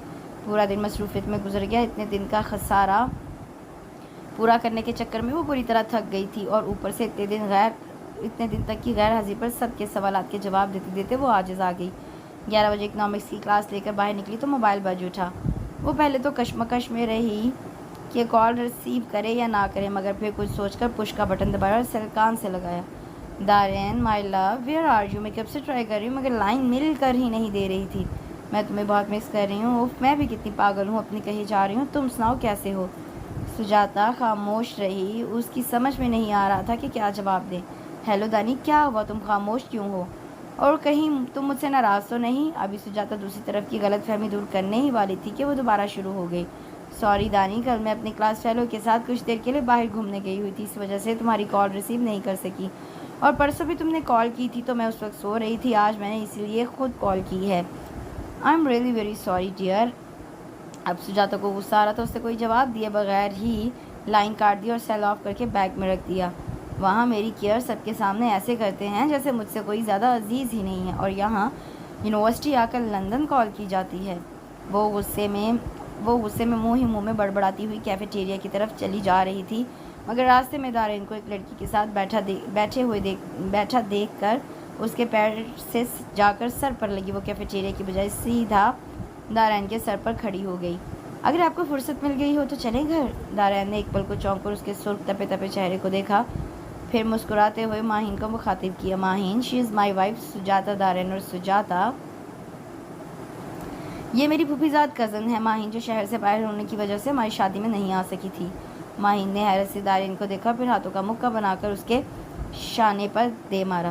یو ایڈیٹ دانی، یہ اسی یونیورسٹی میں ہوتی ہے اور تم اب ملوا رہے ہو مجھے اس سے؟ پھر گھوم کر ماہین نے اپنا رخ سجاتا کی طرف کیا، جو ان دونوں سے لاپرواہ ادھر ادھر دیکھ رہی تھی، مگر دھیان سارا ان کی طرف ہی تھا۔ آؤ سجاتا، یہاں بیٹھو، مجھے واقعی معلوم نہیں تھا کہ تم اسی یونیورسٹی میں پڑھتی ہو، ورنہ میں تم سے ضرور ملتی۔ ماہین نے خلوص سے اسے بیٹھنے کی دعوت دیتے ہوئے وضاحت دی۔ ان کو اپنے آپ سے فرصت ہوگی تو یہ دوسروں کی طرف دیکھیں گے، اینی وے اس وقت مجھے گھر جانا ہے، آپ سے تو اب بات ہوتی ہی رہے گی۔ دارین حیرت سے سجاتا کی شکل دیکھتا رہا، پھر ماہین کو دیکھا جو خفت سے سرخ چہرہ لیے زبردستی مسکرانے کی کوشش کر رہی تھی۔ سوری ماہین، مجھے واقعی یاد نہیں رہا کہ دادی نے 12 بجے آنے کا کہا تھا، اور اب 11:15 تو ہو ہی رہے ہیں۔ ہم چلتے ہیں، اگر تم بھی چلنا چاہو تو چلو، دارین نے خوش دلی سے آفر کر کے ماحول کی کثافت کو کم کرنا چاہا۔ نو تھینکس، تم لوگ جاؤ، مجھے بھی اب گھر جانا ہے۔ اوکے سجاتا، میں اب چلتی ہوں۔ ماہین نے ہاتھ بڑھاتے ہوئے اجازت مانگی اور پھر خداحافظ کہہ کر چلی گئی۔ دارین اب غصے سے سجاتا کی طرف مڑا، جو رخ موڑے کھڑی تھی۔ یہ کیا بدتمیزی تھی، تمہیں ذرا سے بھی مینرز نہیں ہے؟ مگر اسے اسی سٹائل میں پیٹھ موڑے کھڑا دیکھ کر دارین مزید تپ گیا اور اس کا بازو کھینچ کر اس کا رخ اپنی طرف کیا۔ میں کچھ پوچھ رہا ہوں تم سے، یہ کیا حرکت تھی؟ وہ کیا سوچ رہی ہوگی، تمہیں ذرا سا بھی احساس ہے؟ وہ دانت بھینچتے ہوئے غرایا، مگر وہ ہنوز اسی طرح پرسکون کھڑی رہی، اور اس کا یہ سکون دارین کو مزید آگ بگولا کر رہا تھا۔ چلو تم سے تو میں گھر چل کر بات کروں گا۔ دارین اس کا ہاتھ پکڑ کر بظاہر بہت سکون سے آگے بڑھا، مگر اس کی سخت گرفت سے سجاتا کو اس کے غصے کا اندازہ ہو رہا تھا۔ گھر پہنچ کر اسے کمرے میں آنے کا حکم دیا، جو خود دھپ دھپ کرتا ہوا پہلے ہی اوپر چلا گیا۔ وہ جان بوجھ کر آدھے گھنٹے کے بعد فریش ہو کر اوپر آئی۔ آج بڑے دنوں بعد اس کی وہی ضدی طبیعت اود کر آئی تھی۔ میں نے تم سے کہا تھا فوراً اوپر آؤ، پر تم جان بوجھ کر دیر سے آئی ہو۔ وہ جیسے ہی کمرے میں داخل ہوئی، دارین غصے سے اس کی طرف لپکا۔ آئی ایم سوری، میں آپ کے حکم کی پابند نہیں اور نہ ہی آپ کی زر خرید، جو ایک آواز پر بھاگی چلی آؤں۔ اس سے سائڈ سے نکلنے کی کوشش کرتے ہوئے سکون سے جواب دیا گیا، مگر اس کے جواب پر دارین کو پتنگے لگے۔ وہ غصے سے پاگل ہو اٹھا۔ Shut up, you just shut up, تمہاری ہمت کیسے ہوئی مجھ سے اس قسم کے الفاظ کہنے کی؟ دارین نے اسے کلائی سے پکڑ کر واپس اپنے مقابل کیا۔ یہی سوال میں بھی آپ سے پوچھ سکتی ہوں کہ آپ کی ہمت کیسے ہوئی؟ ابھی اس کے الفاظ منہ میں ہی تھے کہ دارین کا بھاری ہاتھ اس کے چہرے پر اپنے نشان چھوڑ گیا۔ سجاتا شدید حیرت سے آنکھیں پھاڑے اسے دیکھتی رہی، کہ جس کے چہرے پر ایک پتھریلا تناؤ اور آنکھوں میں شدید غصہ تھا۔ آئندہ ایک لفظ بھی مجھ سے فالتو کہا تو یاد رکھنا زندہ نہیں چھوڑوں گا۔ ابھی تم نے میری نرمی دیکھی ہے، غصہ نہیں، اور کوشش کرو کہ مجھے غصہ کم سے کم آئے، ورنہ نقصان سراسر تمہارا ہی ہوگا۔ وہ انگلی اٹھا کر اسے تنبیہ کرتا ہوا واش روم میں چلا گیا، جبکہ سجاتا وہیں حیرت اور صدمے سے کھڑی کی کھڑی رہ گئی۔ اس کے تو وہم و گمان میں بھی نہیں تھا کہ بات اتنی جلدی اس قدر بڑھ جائے گی کہ وہ اس پر ہاتھ بھی اٹھا لے گا۔ دارین اپنی کار کی چابی اٹھا کر باہر نکل گیا اور اس پر ایک نگاہ غلط ڈالنا بھی ضروری نہیں سمجھا۔ سجاتا اس کے جانے کے بعد جو رونا شروع ہوئی تو آنسو تھم ہی نہیں رہے تھے۔ اسے اپنی بے بسی پر رونا آ رہا تھا۔ اس نے اتنا بس اپنے آپ کو کبھی محسوس نہیں کیا تھا۔ اسے اپنے آپ پر غصہ آ رہا تھا۔ پتہ نہیں سبین کی کال کے بعد اسے اتنا غصہ کیوں آیا تھا کہ وہ دارین سے بدتمیزی کر گئی تھی۔ کافی دیر رونے کے بعد اسے دارین کا خیال آیا تو جلدی سے منہ دھونے چلی گئی۔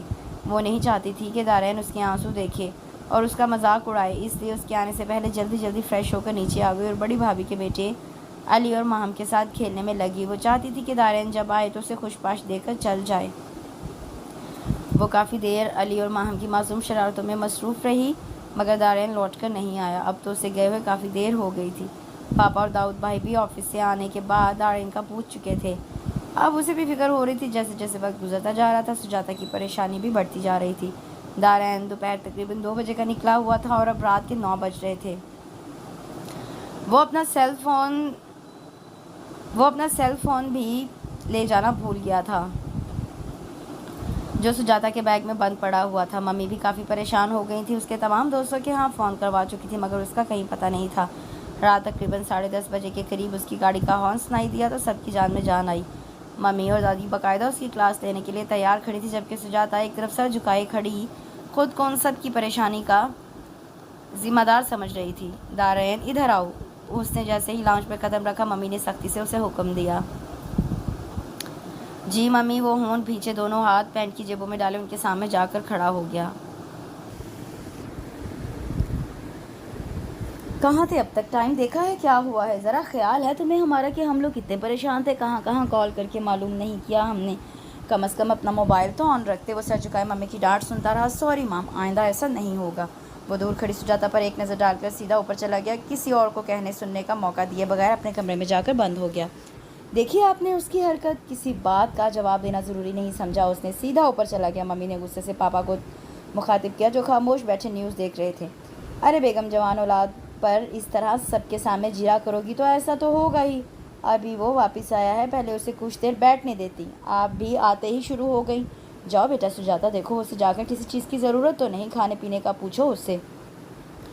सुजाता पापा का हुक्म मिलते ही मरे मरे कदमों से ऊपर की जानिब बढ़ गई, जबकि मम्मी अब पापा पर अपना गुस्सा निकाल रही थी। सुजाता ने डरते डरते अंदर कदम रखा। वो आंखों पर बाजू रखे जूतों समेत बेड पर दराज था। वो कुछ देर खड़ी सोचती रही कि मुखातिब करे या ना करे, मगर फिर हिम्मत करके पूछ लिया, खाना लाऊं आपके लिए? वो कुछ देर जवाब का इंतज़ार करती रही, लेकिन जवाब ना पाकर दोबारा पूछा, दारैन खाना खा ले, मैं यही ला देती हूँ। अब दारैन ने गुस्से में आंखों से बाजू हटाया तो सुजाता उसकी सुर्ख आंखें देखकर सर झुका गई। बहुत खुशी हुई होगी तुम्हें सबके सामने मेरी बेइज्जती करवा कर। तुम्हारे दिल को सुकून मिला होगा। सुजाता खुद को बेबस महसूस कर रही थी। भला पहले कब इस किस्म की सिचुएशन से वास्ता पड़ा था? पहले कभी किसी को मनाने की नौबत ही कब आई थी? उसने एक नज़र दारैन को देखा, जो उस पर नजरें गाड़े हुए था। आप अगर कहें तो मैं मम्मी को बता दूं कि आपको भूख नहीं है, बाद में खा लेंगे। अब वो यहाँ से भागने का बहाना ढूंढ रही थी, मगर उसका ये कहना गज़ब हो गया। वो मज़ीद सीख पा हो गया। हाँ, ताकि नीचे अब एक नया तमाशा खड़ा हो जाए और जो मेरी थोड़ी बहुत इज्जत रह गई है वो भी खाक हो जाए। तुम और कर भी क्या सकती हो? वो दरवाजे के पास से हटकर बेड के कोने पर आकर बैठ गई और कुछ देर उसकी शक्ल देखती रही, फिर आहिस्ता आहिस्ता से गोया हुई। देखें, मुझे किसी को मनाना नहीं आता, और ख़ासकर लड़कों को। मेरे घर में मेरे अब्बा के अलावा और कोई मर्द नहीं है, मेरा मतलब है, और कोई आदमी नहीं है, और ऐसी सूरत हाल से मेरा पहली बार वास्ता पड़ा है। दारैन के एक्सप्रेशन देखने के लिए वो कुछ देर के लिए रुकी और फिर से गोया हुई। आपको शायद अजीब लगे, पर यह सच है कि मुझे मनाना बिल्कुल नहीं आता। मुझे मालूम है कि गलती मेरी थी। असल में यूनिवर्सिटी में जब मैं इकनॉमिक्स की क्लास देकर निकली तो सबीन की कॉल आई थी, और फिर पता नहीं मुझे क्यों इतना गुस्सा आया कि मैंने माहिन से भी बदतमीज़ी कर गई। आई एक्सट्रीमली सॉरी। वो सर झुकाए अपनी गलती का एतराफ़ कर रही थी, बल्कि दारैन हैरत से उसकी शक्ल देख रहा था, जहाँ सच्चाई और मासूमियत बहुत वाज़ेह नज़र आ रही थी।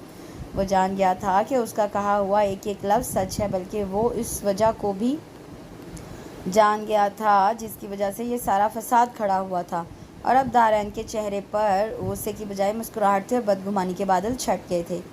क्या आप अब भी नाराज़ हैं? सुजाता उसके चेहरे पर मुस्कुराहट देख चुकी थी, पर अपनी तसल्ली के लिए उसके मुंह से सुनना चाह रही थी। नहीं, अब कोई नाराज़ी नहीं है। तुम अगर पहले बता देती तो इतना हंगामा तो नहीं होता, और ना ही मैं तुम पर हाथ उठाता। अब वो खजल सा सर खुजाते हुए अपनी गलती का भी एतराफ़ कर रहा था। मैं आपको बताने ही वाली थी, पर आपके साथ माहिन को देखकर मुझे और गुस्सा आ गया था। सुजाता की बात सुनकर दारैन कहका लगाकर हंस पड़ा, जबकि सुजाता मसनूई गुस्से से उसे घूरने लगी। ओ यार, तुम सब लड़कियां एक सी होती हो। अपने शोहर को ज़रा सी देर किसी दूसरी औरत के साथ देख लो तो जल भून कर रह जाती हो। हाँ बिल्कुल, इसी तरह जिस तरह आप लोग अपनी बीवी को दूसरे आदमी के साथ देखकर जल जाते हैं। सुजाता ने तब कर फ़ौरन बदला उतारा। मुझे नहीं मालूम था कि तुम इतनी लड़ाका हो, वरना शादी करने से पहले एक बार ज़रूर सोचता। सुजाता उसकी बात पर खुद भी मुस्कुरा गई। कुछ देर पहले का टेंशन ज़दा माहौल अब फिर से पुरसकून हो गया था। दूसरे दिन यूनिवर्सिटी के लिए निकलते हुए दारैन उसे नया मोबाइल सेट देना नहीं भूला। आपको याद रहा? सुजाता हैरत मुसर्रत से पूछे बिना ना रह सकी। हाँ मुझे याद था। दारैन ने कार के रिवर्स गियर लगाते हुए एक नज़र उसके पर मुसर्रत चेहरे पर डाली। کل اور آج میں کتنا فرق ہے. کل تک ہم لوگ ایک دوسرے سے بات بھی برائے نام ہی کرتے تھے اور آج ہم ایک دوسرے کے مزاجوں کو کسی حد تک جاننے لگے ہیں. سجاتا مسرور سی باہر دیکھتے ہوئے کل سے آج صبح تک کے واقعات کو دہرا رہی تھی. سوچ رہی تھی کہ دارین کی آواز پر چونکی. سجاتا، کیا ہم اچھے دوست بن سکتے ہیں؟ دارین نے اسے پر امید نظروں سے دیکھتے ہوئے پوچھا. سجاتا اس کی بات پر ایک لمحے کو خاموش رہ گئی، پھر کچھ سوچ کر اس بات میں گردن ہلا دی. تو پھر ملاؤ ہاتھ اور دوستی کا آغاز کرو. دارین نے دایاں ہاتھ بڑھاتے ہوئے کہا. سجاتا نے جھجکتے ہوئے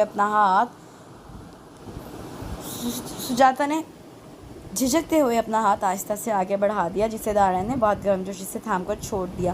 باقی کا راستہ بھی اسی طرح ایک دوسرے سے چھوٹی چھوٹی باتیں کرتے ہوئے گزر گیا.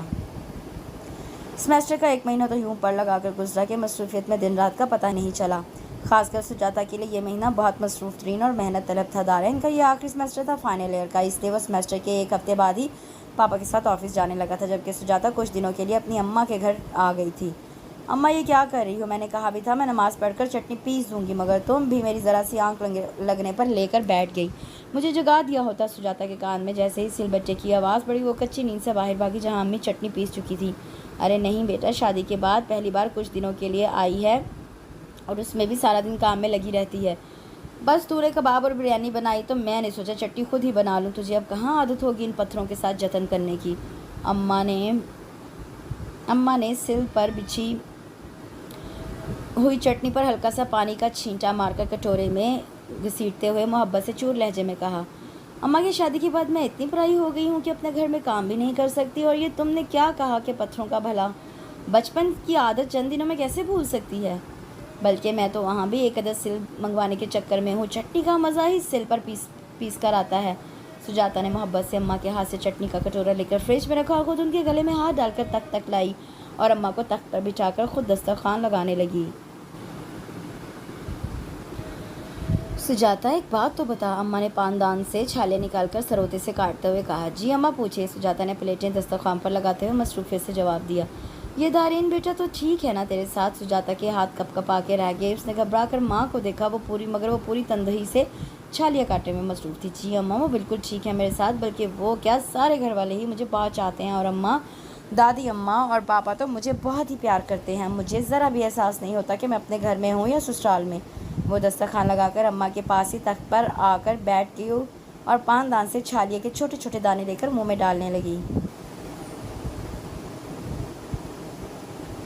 شکر ادا کیا کر بیٹا اللہ کا، جس نے تیرا نصیب یوں کھولا کہ پتہ نہیں میری یا تیرے ابا کی کوئی نیکی تھی جو تجھے اتنا اچھا سسرال ملا. میں تو دن رات دعا کرتی ہوں جیسے تیرا نصیب کھلا ہے اللہ سب کی بیٹیوں کے نصیب کھولے. اب وہ پاندان سمیٹ کر رکھتے ہوئے ساتھ ساتھ اسے تلقین کرنے لگیں اور وہ ایک بار پھر بد دل ہو گئی یہ سوچ کر کہ وہ سب کو دھوکہ دے رہی ہے. یہ ساری خوشیاں اور اپنائیت ادھار ہے. 2 سال کا کانٹریکٹ ہے. یہ شادی نہیں ہے بلکہ ایک ایگریمنٹ ہے جس میں وہ سب کی خوشیوں کو داؤ پر لگا چکی ہے. خدا کسی کی بھی بیٹی کا نصیب میرے جیسا نہ کرے. اماں، میں تمہیں روک بھی نہیں سکتی کہ ایسی دعائیں مت کیا کرو. وہ تیزی سے بھاگ کر اندر کمرے میں چلی گئی اور بستر پر گر کر آنسوؤں کو بہنے سے روکنے کی کوشش میں ہلکان ہو گئی. وہ آنکھیں بند کیے اپنے آنسو اندر اتارنے کی کوشش کر رہی تھی جب موبائل پر بیل ہونے لگی. جلدی سے بھاگ کر اسکرین پر دارین کا نمبر دیکھ کر 2-3 لمبی سانسیں کھینچی اور دھڑکتے ہوئے دل کو قابو کیا. ہیلو، بمشکل دھیمی سی آواز نکلی. ہیلو سجاتا، کہاں تھی؟ کب سے بیل جا رہی تھی. کیا سو رہی تھی؟ نہیں، میں دسترخوان لگا رہی تھی کھانے کے لیے، اس لیے شاید آواز دیر سے سنی تھی. اور سنائی، سب ٹھیک ہے؟ دادی ماں اور باقی سب کیسے ہیں؟ سجاتا نے جلدی سے صفائی پیش کی. مبادہ کہیں وہ سمجھ ہی نہ جائے، مگر شو میں قسمت وہ سمجھ ہی گیا. ہاں سب خیریت ہے. تم سناؤ، کیا طبیعت خراب ہے؟ تمہاری آواز کافی بھاری ہو رہی ہے. سجاتا نے ہونٹ پر مشکل دبا کر خود کو رونے سے روکا. نہیں، ویسے ہی اصل میں ابھی سلاد بنایا نا تو آنکھیں جل رہی تھیں. بروقت بہانہ سوچنے پر اس سے خدا کا شکر ادا کیا. میں نے یہ بتانے کے لیے فون کیا تھا کہ میں بزنس ٹور پر کچھ دنوں کے لیے اسلام آباد جا رہا ہوں. دیکھو شاید 10-15 دن لگ جائیں. چائنیز ڈیلیگیشن سے بھی ملنا ہے اور کچھ مشینری بھی پرچیز کرنی ہے. اس لیے اس دوران اگر تمہیں گھر واپس آنا ہو تو ممی کو کال کر کے ڈرائیور کو بلوا لینا، اور اگر کچھ دن اور رہنا چاہو تو رہ سکتی ہو. میری آج شام 4 بجے کی فلائٹ ہے، اس لیے شاید تم سے ملنے نہ آ سکوں. اب میں رکھتا ہوں، تھوڑی دیر فریش ہو کر کچھ پیکنگ بھی کرنی ہے. اماں کو میرا سلام کہنا. انشاءاللہ جلد ہی واپس آ کے ان سے بھی ملوں گا. Okay, take care. اللہ حافظ. دارین نے جلدی بات ختم کر کے فون بند کر دیا. سجاتا بس موبائل کو دیکھ کر رہ گئی. دل ویسے ہی اداس ہو رہا تھا، اب اس کے جانے کا سن کر بالکل ہی اچاٹ ہو گیا۔ سجاتا کہاں رہ گئی بیٹا، کھانا ٹھنڈا ہو جائے گا۔ باہر سے اماں کی آواز سن کر اس نے موبائل واپس ٹیبل پر رکھا اور خود باہر آ گئی۔ دل اس وقت کسی چیز کو نہیں چاہ رہا تھا اور کھانے کا تو بالکل موڈ نہیں تھا، مگر اماں کے خیال سے وہ زبردستی نوالے حلق سے اتارنے لگی۔ دارین کو اسلام آباد گئے 10 دن ہو چکے تھے اور اس دوران اس کے 3 فون بھی آ چکے تھے، مگر کسی فون پر بھی اس نے آنے کا نہیں کہا تھا۔ سجاتا کو اماں کے گھر سے آئے بھی 2 دن ہو چکے تھے۔ وہ دن گن رہی تھی، بالکل غیر ارادی طور پر وہ اسے سوچے جاتی۔ جب بھی اسے دارین کا خیال آتا تو وہ اداس ہو جاتی تھی اور وہ اپنی اس کیفیت کو سمجھنے سے قاصر تھی۔ سارا دن گھر میں مختلف کاموں میں مصروف رہتی تاکہ دارین کا خیال، اس کا سراپا جو بار بار نظروں کے آگے آ جاتا تھا، کہیں گم ہو جائے، وہ اسے ڈسٹرب نہ کرے۔ اب وہ زیادہ تر نیچے ہی رہتی تھی اور کوئی کام نہیں بھی ہوتا تو بچوں کے ساتھ لگی رہتی یا پھر دادی ماں کے ساتھ بیٹھ کر ان کے گزرے ہوئے دنوں کے قصے سنا کرتی تھی۔ مگر کب تک وہ خود کو بہلاتی؟ رات میں جیسے ہی کمرے میں قدم رکھتی، دارین کا دلکش سراپا آنکھوں کے سامنے آ جاتا اور وہ بے بس ہو جاتی۔ وہ اپنی بے چینی کو کوئی بھی نام دینے سے قاصر تھی۔ نہ تو اسے اماں کے گھر سکون ملا اور نہ ہی اب یہاں سکون مل رہا تھا۔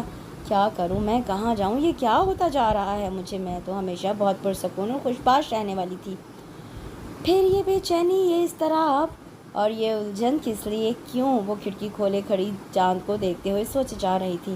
اس کا اور چاند کا بہت پرانا اور گہرا ساتھ تھا۔ وہ بچپن سے اپنے تمام راز چاند کے گوش گزار کرتی آئی تھی۔ نہ جانے اسے کیوں یقین تھا کہ وہ سب کچھ جو وہ چاند سے کہتی ہے اسے بغور سنتا ہے اور اسے تسلی دیتا ہے کہ اس کی ہر بات کا جواب دیتا ہے یہ چاند۔ آج بھی وہ بہت عرصے کے بعد اس سے مخاطب ہوئی تھی۔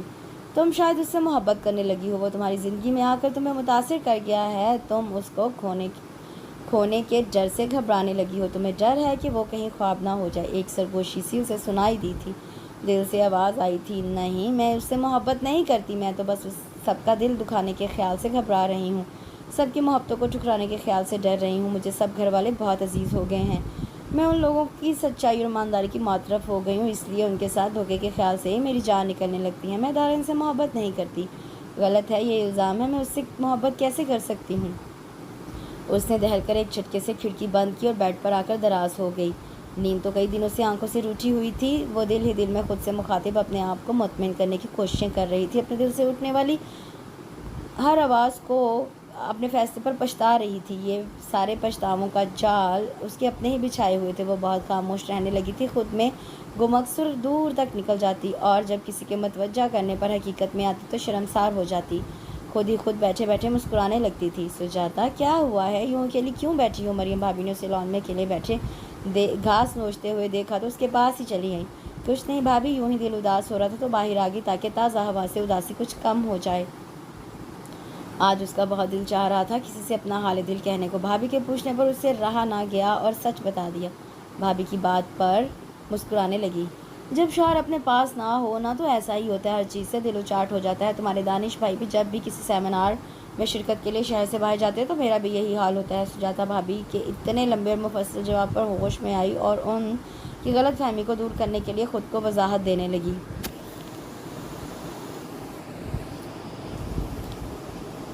بھابی، میں ان کو یاد نہیں کرنا چاہتی، میں ان سے محبت نہیں کرنا چاہتی۔ بھابی، میں انہیں نہیں پا سکتی کہ وہ امانت ہے سبین علی کی، اور میں خیانت نہیں کر سکتی، میں اپنے دل کی بات نہیں مان سکتی۔ میں آپ سب کو، اپنے والدین اور اپنے آپ کو دھوکہ تو دے رہی ہوں، پر اب سبین کو دھوکہ نہیں دے سکتی۔ میں واپس اپنے اصل کی جانب جانا چاہتی ہوں اور برداشت نہیں ہوتا مجھ سے، میں تھکنے لگی ہوں اور سکت نہیں ہے مجھ میں، مزید کسی گناہ کا بوجھ نہیں اٹھا سکتی۔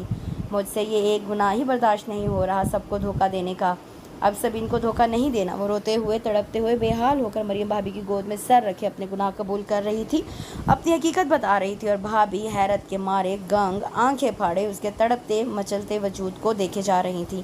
یہ کیسی قیامت تھی کہ وہ منزل پر ہوتے ہوئے منزل کو تلاش رہی تھی۔ دارین کے سجاتا سے شادی کرنے پر سب کو ہی حیرت ہوئی تھی اور خوشی بھی کہ اس کی سبین علی جیسی لڑکی سے جان چھوٹی تھی، مگر آج اس کے اس فیصلے کی حقیقت معلوم ہوئی تھی اور دارین کی خاموشی کا اصل سبب بھی معلوم ہوا تھا۔ سجاتا، تم نے اپنے ساتھ اتنا بڑا ظلم کیوں کیا؟ خود ہی اپنے دامن میں آگ لگا دی؟ مگر سجاتا ہوش میں ہوتی تو سنتی، وہ تو کب سے ہوش و خرد سے بیگانی ہو چکی تھی۔ کوئی ٹینشن کی بات نہیں ہے، بس تھوڑی سی ٹینشن ہو گئی تھی انہیں اور کچھ نیند کی کمی بھی ہوئی ہے جس کی وجہ سے یہ بے ہوش ہو گئی۔ دانش مصطفیٰ نے اس کے ساکت بازو میں انجیکشن لگاتے ہوئے ممی کو تسلی دی جو مسلسل ادھر ادھر سے پریشانی سے ٹہل رہی تھی۔ مصطفیٰ صاحب بہت ہو گیا، بلائیں اب دارین کو 10-15 دن کا کہا تھا اس نے اور آج 1.5 مہینہ ہو گیا ہے۔ بچی کا برا حال ہو گیا ہے، اکیلے رہ رہ کر آپ فون ملائے اس کا، میں خود اس سے بات کرتی ہوں۔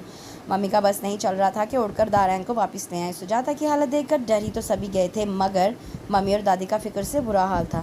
تم فکر مت کرو بیگم، میں نے دارین کو کال کر دی ہے، وہ کل شام تک پہنچ جائے گا یہاں۔ مصطفیٰ صاحب نے انہیں سائڈ کی چیئر پہ بٹھاتے ہوئے کہا، پاپا چلیں ہم سب لوگ ہی باہر چل کر بات کرتے ہیں، بھابھی آپ اور مریم یہاں بیٹھنا چاہیں تو بیٹھ جائیں سجاتا کے پاس، ویسے میں نے انہیں سکون کا انجیکشن لگا دیا ہے اور یہ اب 4-5 گھنٹوں سے پہلے نہیں اٹھیں گی۔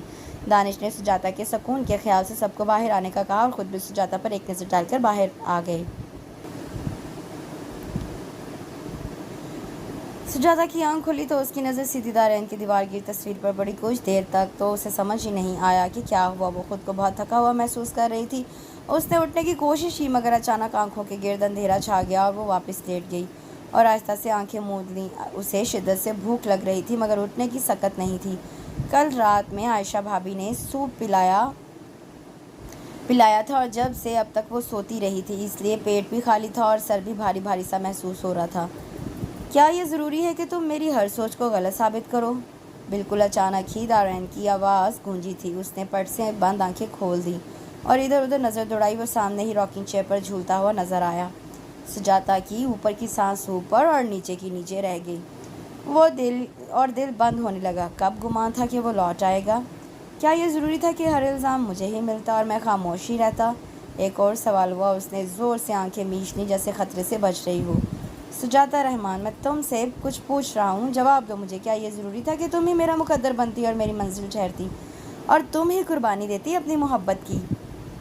اس کے کسی سوال کا اس کے پاس کوئی جواب نہیں تھا، بس بے آواز آنسو بہے جا رہے تھے آنکھوں سے۔ وہ کروٹ موڑ گئی اس کی طرف سے اور خود پر ضبط کرنے کی کوشش کرنے لگی۔ نہ جانے کیوں اس دشمن جان کو دیکھتے ہی حواس معطل ہونے لگتے تھے۔ جواب دو مجھے، دارین نے درشت لہجے میں کہتے ہوئے اس کا رخ اپنی طرف موڑا۔ سجاتا کی جان ہوا ہو گئی، دل سوکھے پتے کی طرح کانپنے لگا۔ کیا یہ ضروری تھا تم ہی میرا سکون چھینتی اور میں تم سے ہی محبت کرتا؟ سجاتا نے ایک جھٹکے سے آنکھیں کھول دی، آنسو بھری آنکھوں میں حیرت ہی بے یقینی تھی، استعجاب تھا۔ کیا یہ ضروری تھا کہ تم بھی مجھے بیچ پنجدھار میں چھوڑنے کی کوشش کرتی؟ تم بھی یہاں سے نقل مکانی کی باتیں کرتی؟ بولو سجاتا، کیا یہ سب ضروری تھا؟ کیا مجھ پر اتنا بھی یقین نہیں تھا کہ میرا انتظار کرتی؟ کیا میرا سہارا بھی لینا گوارا نہیں تھا جو تم ٹوٹ گئی؟ کیا میں اس قابل بھی نہیں تھا کہ تم مجھے پکارتی اور میں لوٹ کر نہ آتا؟ اس کی دھیمی آواز میں دکھ تھا، ملال تھا، ایک آس تھی۔ سجاتا ایک ٹک اس کی سرخ آنکھوں میں دیکھنے لگی جہاں ایک درد سا ٹھہرا ہوا تھا، کچھ کھو دینے کا خوف تھا، اپنی بے بسی اور بے اعتبار کیے جانے کا ماتم تھا۔ تم سے شادی سراسر میرا اپنا فیصلہ تھا جو میرے دل کی رضا سے ہوا تھا۔ سبین علی میری کلاس فیلو تھی۔ ایک دن اس نے مجھے دوستی کی پیشکش کی جسے میں نے قبول کر لیا کیونکہ وہ خوبصورت تھی اور سمجھدار بھی، اور اس کی سب سے بڑی خوبی جس نے مجھے متاثر کیا تھا وہ تھا اس کا کانفیڈنس۔ آہستہ آہستہ ہماری دوستی بڑھتی گئی اور ہم یونیورسٹی سے باہر بھی ملنے لگے اور اکثر ہماری شامیں بھی باہر گزرنے لگی۔ میں بہت خوش تھا ان دنوں کیونکہ مجھے لگتا تھا کہ سبین ہی وہ لڑکی ہے جس کی مجھے تلاش تھی، مگر یہ میری خوشی صرف چند دنوں کی تھی۔ ایک دن پاپا نے مجھے اپنے کمرے میں بلایا اور کچھ دیر ادھر ادھر کی باتوں کے بعد مجھ سے سبین کے بارے میں پوچھا تو میں چونک گیا۔ میں نے ان سے یہ نہیں پوچھا کہ ان کو سبین کے بارے میں کیسے معلوم ہوا، کیونکہ میں جانتا تھا کہ وہ ہم سب بھائیوں کی بہت کیئر کرتے تھے، اس لیے وہ ہماری شب و روز کی روٹین سے بھی واقف رہتے تھے۔ میں نے انہیں بتا دیا کہ میں سبین کو پسند کرتا ہوں اور اس سے شادی بھی کرنا چاہتا ہوں۔ میری بات سن کر وہ کچھ دیر کے لیے بالکل خاموش ہو گئے تھے اور پہلی بار زندگی میں ایسا ہوا تھا کہ وہ میری کسی خوشی پر یا میری کسی خواہش پر یوں خاموش ہوئے ہوں، اور اس وقت مجھے ان کی خاموشی بہت بری لگی تھی۔ مجھے ایسا محسوس ہوا تھا کہ دوسرے بے روایتی والدین کی طرح پاپا بھی میری اس خواہش کو اپنی ضد بنا لیں گے، کیونکہ سبین علی میرے پاپا کے کاروباری حریف علی گروپ آف انڈسٹریز کے مالک کی بیٹی تھی، مگر انہوں نے کچھ دیر میں ہی یہ کہہ دیا کہ ان کو میری اس خواہش پر کوئی اعتراض نہیں، وہ میری شادی سبین سے کرنے پر رضامند ہیں۔ بالکل غلط ثابت کر دیا، اور اس دن اپنے والدین کی قدر و منزلت میری نظر میں اور بھی بڑھ گئی۔ اس وقت میں نہیں جانتا تھا کہ میں صحیح ہوں یا غلط۔ میری نظر میں سبین کا خوبصورت سراپا تھا، اس کی جادوئی باتیں تھیں۔ پھر جب میں نے سبین علی سے شادی کا ذکر کیا تو وہ اس قدر خوش ہوئی کہ جیسے مجھ سے شادی کی بھی اس کی سب سے بڑی خواہش، اور یوں ہماری منگنی ہو گئی۔ اب یہ ایک الگ معاملہ ہے کہ منگنی پر اس کے ڈیڈی یعنی علی صاحب کیسے راضی ہوئے۔ منگنی کے بعد مجھے احساس ہوا کہ پانا یا کسی کو حاصل کرنا کتنی بڑی کامیابی ہوتی ہے۔ اب ہم دونوں گھنٹوں ایک دوسرے میں گم رہتے تھے۔ ایک دن میں یونیورسٹی سے آ رہا تھا کہ میرے پاس ایک لڑکے کی کال آئی۔ اس لڑکے نے سبین کے بارے میں کافی غلط باتیں کی، جسے سننے کے بعد میں بالکل پاگل ہو گیا تھا۔ میں نے اس لڑکے سے معلوم کرنے کی بہت کوشش کی کہ اس کا سبین سے کیا تعلق ہے، مگر اس نے اگلے دن کا کہہ کر لائن کاٹ دی۔ پھر اکثر ہی یہ ہونے لگا، وہ لڑکا سبین کے بارے میں جو کچھ بھی کہتا تھا وہ بالکل سچ ہوا کرتا تھا، سوائے اس پہلے دن کی بات کے جب اس نے کہا تھا کہ سبین علی ایک طلاق یافتہ ہے اور اس کی شادی لندن میں ہوئی تھی، اس لیے کوئی بھی اس کی شادی سے یہاں واقف نہیں ہے سوائے اس کے چند ایک قریبی رشتہ داروں کے۔ اور پھر آہستہ آہستہ سبین علی مجھ پر کھلتی چلی گئی۔ وہ سارا دن میرے ساتھ اور اپنی شامیں اپنے بوائے فرینڈس کے ساتھ گزارا کرتی تھی۔ اگر میں اسے خود اپنی آنکھوں سے مون لائٹ کلب میں ڈانس کرتے ہوئے نہ دیکھتا تو شاید اس لڑکے کی بات پر کبھی اعتبار نہ کرتا۔ اس دن مجھے سبین علی سے شدید نفرت ہوئی تھی، اور اس سے کہیں زیادہ مجھے خود سے نفرت ہوئی تھی کہ یہ سوچ کر کہ میں نے کس سے محبت کی، صرف خوبصورتی سے۔ اس لیے مجھے ملی بھی خوبصورتی، مگر صرف چہرے کی، کردار کی خوبصورتی کا تو مطلب بھی معلوم نہیں تھا سبین کو۔ اور اس دن میں نے خود سے عہد کر لیا تھا کہ میں سبین کو اس کے جھوٹ کی سزا دے کر ہی رہوں گا۔ وہ کچھ دیر کو سانس لینے کے لیے رکا۔ سجاتا بنا پلکیں جھپکائے ایک ٹک اس کے چہرے کو دیکھتے ہوئے اسے سن رہی تھی، جیسے کچھ کھوج رہی ہو۔ دارین دونوں ہاتھ پینٹ کی جیبوں میں ڈالے کھڑکی کے پاس جا کر کھڑا ہو گیا۔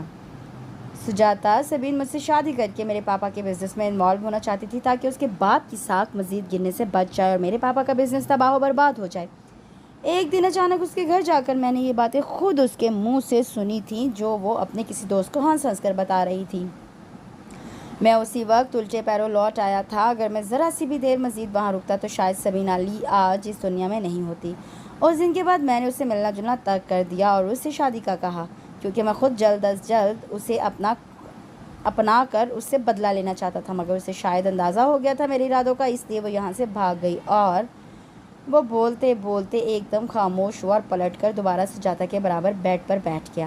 اور اس طرح تم بالکل اچانک میری زندگی میں آ گئی۔ اس دن یونیورسٹی میں جس وقت میں سبین کے جھوٹ پر بہت غصے میں بیٹھا ہوا تھا تو میرے کانوں میں تمہاری بہت دھیمی آواز پڑی تھی۔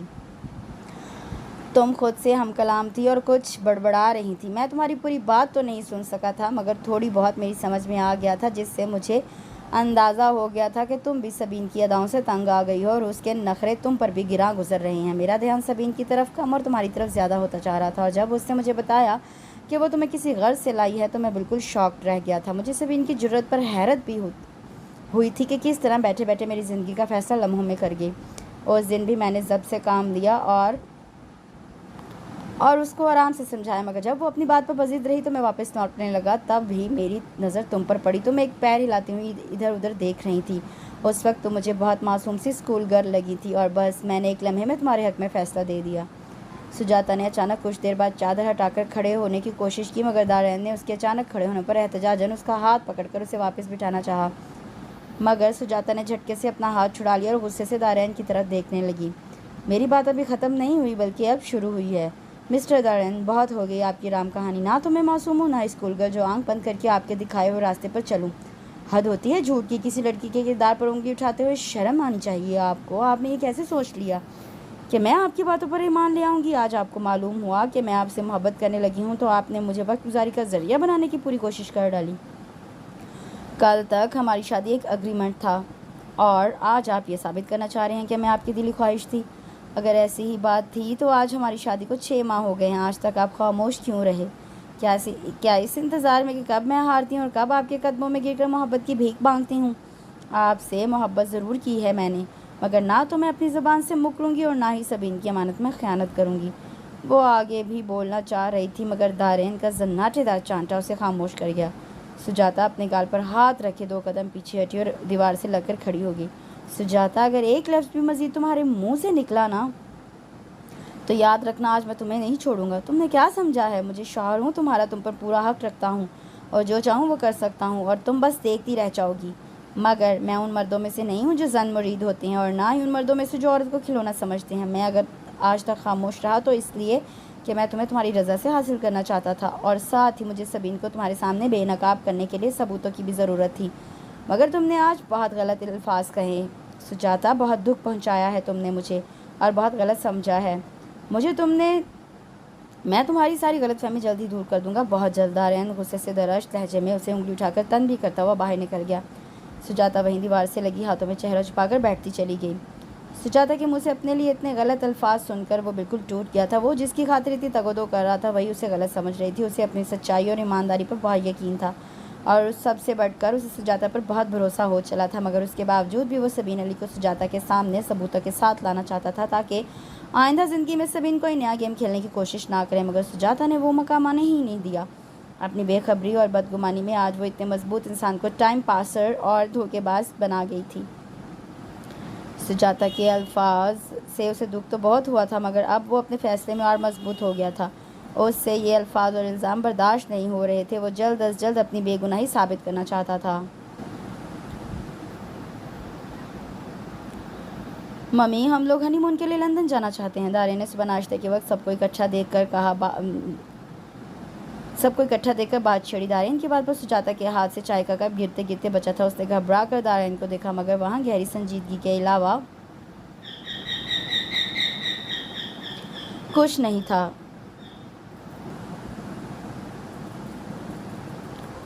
یہ تو بہت اچھا فیصلہ کیا ہے بیٹا تم نے۔ سجاتا کی بھی آج کل طبیعت کچھ اچھی نہیں ہے، ذرا ماحول اور آب و ہوا تبدیل ہوگی تو صحت پر بھی اچھا اثر پڑے گا۔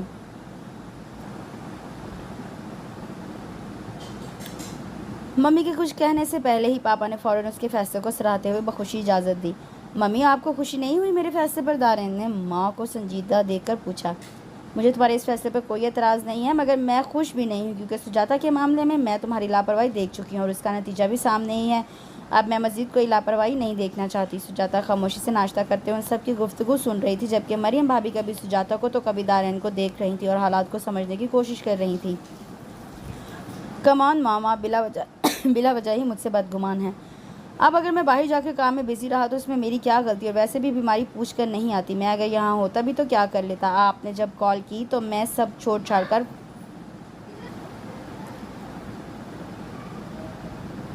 فوراً آ بھی تو گیا، مگر پھر بھی آپ مجھے غلط سمجھ رہی ہیں۔ دارین نے خفگی سے لمبی وضاحت دی اور ممی اسے بس گھور کر رہ گئی۔ ممی، سجاتا سے تو پوچھ لیں، کہیں اس کی پڑھائی کا حرج نہ ہو۔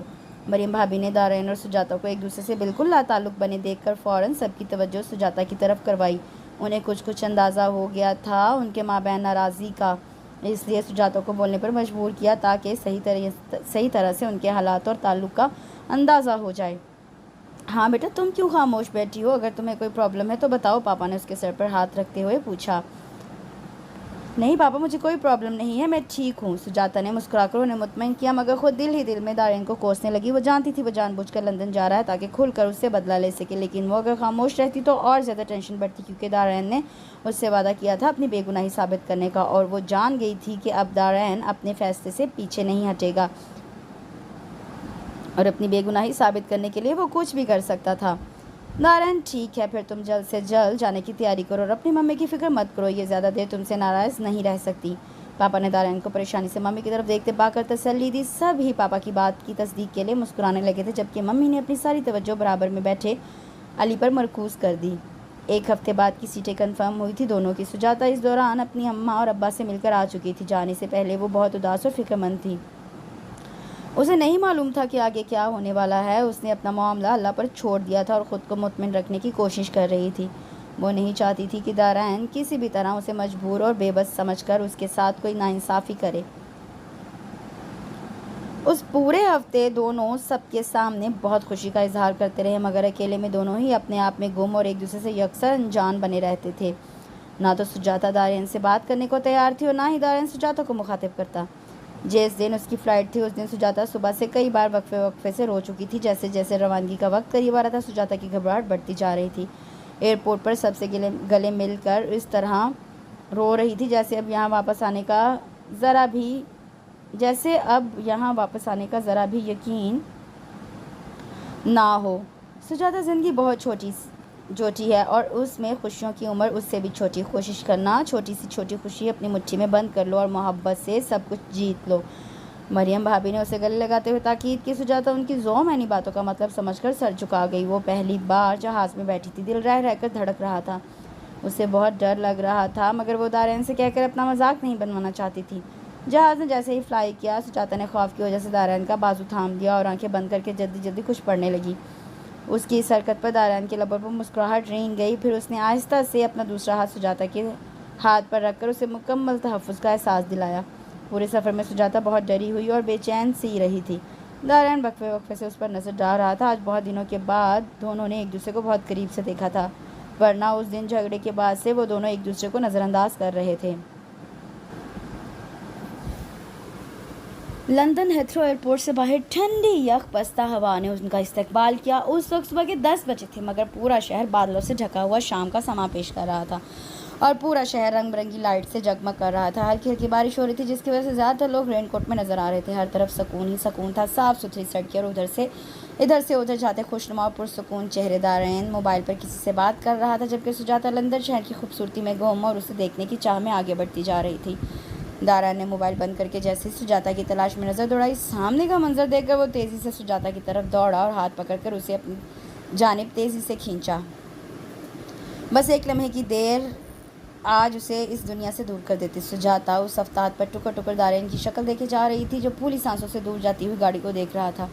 کار کے موڑ مڑتے ہی وہ سجاتا کی طرف متوجہ ہوا، جو پریشان سی اس کی بازوں کے گھیرے میں کھڑی تھی۔ کیا ہوا؟ سجاتا نے اسے یوں متفکر سا اپنی جانب دیکھتے پا کر پوچھا۔ دارین نے نفی میں سر ہلاتے ہوئے یوں ہی اسے ساتھ لگائے آگے قدم بڑھا دیے۔ 15 منٹ کے سفر کے بعد انہیں خوبصورت سے کاٹیج میں بیٹھے تھے۔ سجاتا تو جب سے یہاں آئی تھی، یہاں قدم قدم پر پھیلی خوبصورتی کو دیکھ کر حیران تھی۔ بھلا اتنی خوبصورتی اپنے شہر میں کہاں تھی، یا شاید اس نے کبھی پورا شہر دیکھنے کی کوشش ہی نہیں کی تھی۔ وہ دارین کا خیال کیے بغیر کاٹیج کی ایک ایک چیز دیکھ رہی تھی۔ دارین اس کی کیفیت کو سمجھ رہا تھا، اس لیے اسے ٹوکے بغیر کافی بنانے چلا گیا۔ تھوڑی دیر کے بعد وہ 2 کپ کافی کے ساتھ حاضر تھا۔ سجاتا، باقی چیزیں بعد میں دیکھ لینا، ابھی یہ کافی پی لو ورنہ ٹھنڈی ہو جائے گی۔ دارین کو اسے ٹوکنا ہی پڑا۔ سجاتا نے چونک کر اس کی طرف دیکھا، جو بالکل نارمل لہجے میں اس سے مخاطب تھا، کہیں کسی ناراضگی یا غصے کا شائبہ تک نہ تھا۔ وہ خاموشی سے کچھ شرمندہ سی کافی لے کر سامنے رکھے صوفے پر ٹک گئی۔ کچھ دیر تک دونوں ہی خاموشی سے کافی پیتے رہے، پھر دارین نے ہی اس خاموشی کو توڑا۔ بہت خوبصورت ہے یہ شہر، آج تو تھکن ہو گئی ہے، کل سے دیکھیں گے۔ سجاتا خاموشی سے سر جھکا کر رہ گئی۔ تمہیں یہاں لانے کا مقصد نہ صرف یہ شہر دکھانا ہے، بلکہ سبین سے تمہاری ملاقات بھی کروانی ہے اور خود پر لگے تمام الزامات کو جھوٹا ثابت کرنا ہے۔ سجاتا نے چونک کر سر اٹھایا اور دارین کی پشت کو دیکھا، جو کافی کا مگ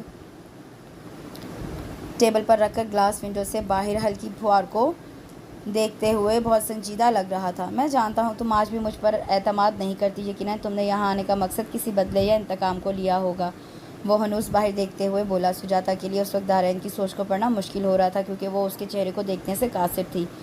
اور اس کے بعد تم جو چاہو گی وہی میرے لیے۔ کل بھی تمہاری رضا اہم تھی اور آج بھی اہم ہے، مگر ایک بات ذہن میں رکھو کہ تمہارا فیصلہ جو بھی ہوگا، لیکن علیحدگی نہیں ہونا چاہیے، کیونکہ میں اپنی زندگی میں تمہیں کبھی آزاد نہیں کروں گا۔ ہاں، میرے مرنے کے بعد تم بالکل آزاد ہوگی۔ سجاتا نے اپنے منہ پر ہاتھ رکھ کر بمشکل خود کو کہنے سے باز رکھا۔ دارین آہستہ آہستہ چلتا ہوا کچھ دیر کے لیے اس کے سامنے رکا اور پھر اپنے روم میں جا کر دروازہ بند کر لیا۔ اس کے جاتے ہی سجاتا نے اپنی رکی ہوئی سانس بحال کی اور پھر خود بھی اپنے روم میں چلی آئی۔ دارین کی باتوں سے اتنا تو اندازہ ہو ہی گیا تھا کہ وہ اس دن کی بات بھولا نہیں، اب بھی اسی غم و غصے کی کیفیت میں ہے، مگر اب اس نے اپنے غصے پر خاموشی کی دبیس تہ چڑھا لی ہے۔ دارین کی باتیں سن کر وہ دل ہی دل میں ڈر گئی تھی اور جزبز ہو رہی تھی کہ اس کی اتنی صحیح کیا سارائی پر، اور حیران ہو رہی تھی یہ سوچ کر کہ کیسے وہ اس کی سوچ کو پڑھ لیتا ہے۔ شاید اس کا تجزیہ گہرا ہے، یا شاید وہی بہت آسان ہے جسے کوئی بھی پڑھ سکتا ہے۔ وہ گہری نیند میں تھی جب دروازے پر ہلکی سی دستک سنائی دی۔ پہلے تو وہ خواب سمجھی، مگر مسلسل دستک پر اس نے آنکھیں کھولی تو کچھ دیر سمجھ ہی نہیں آیا کہ وہ کہاں ہے۔ پھر یاد آیا تو جلدی سے اٹھ کر دوپٹہ درست کیا اور دروازہ کھول دیا۔ سامنے دارین پریشان کھڑا تھا۔ Are you all right? میں کب سے دروازہ بجا رہا ہوں۔ جی ٹھیک ہوں، شاید تھک گئی تھی، اس لیے گہری نیند سو گئی تھی۔ سجاتا نے وضاحت دی۔ دارین نے بغور اسے دیکھا، تھوڑے الجھے ہوئے بال اور آنکھوں میں نیند کا خمار لیے دوپٹہ شانوں پہ ڈالے خاموش سی کھڑی تھی۔ جلدی سے تیار ہو جاؤ، پھر کچھ کھانے باہر چلتے ہیں۔ سجاتا سرس بات میں ہلا کر واپس پلٹی اور 20 منٹ کے بعد ریڈ کلر کی پلین ساڑی پر آف وائٹ شال لیے لائٹ میک اپ میں باہر آئی۔ دارین باہر گاڑی نکالے اسی کا انتظار کر رہا تھا۔ سجاتا کو جو آتے دیکھا تو نظر ہٹانا بھول گیا۔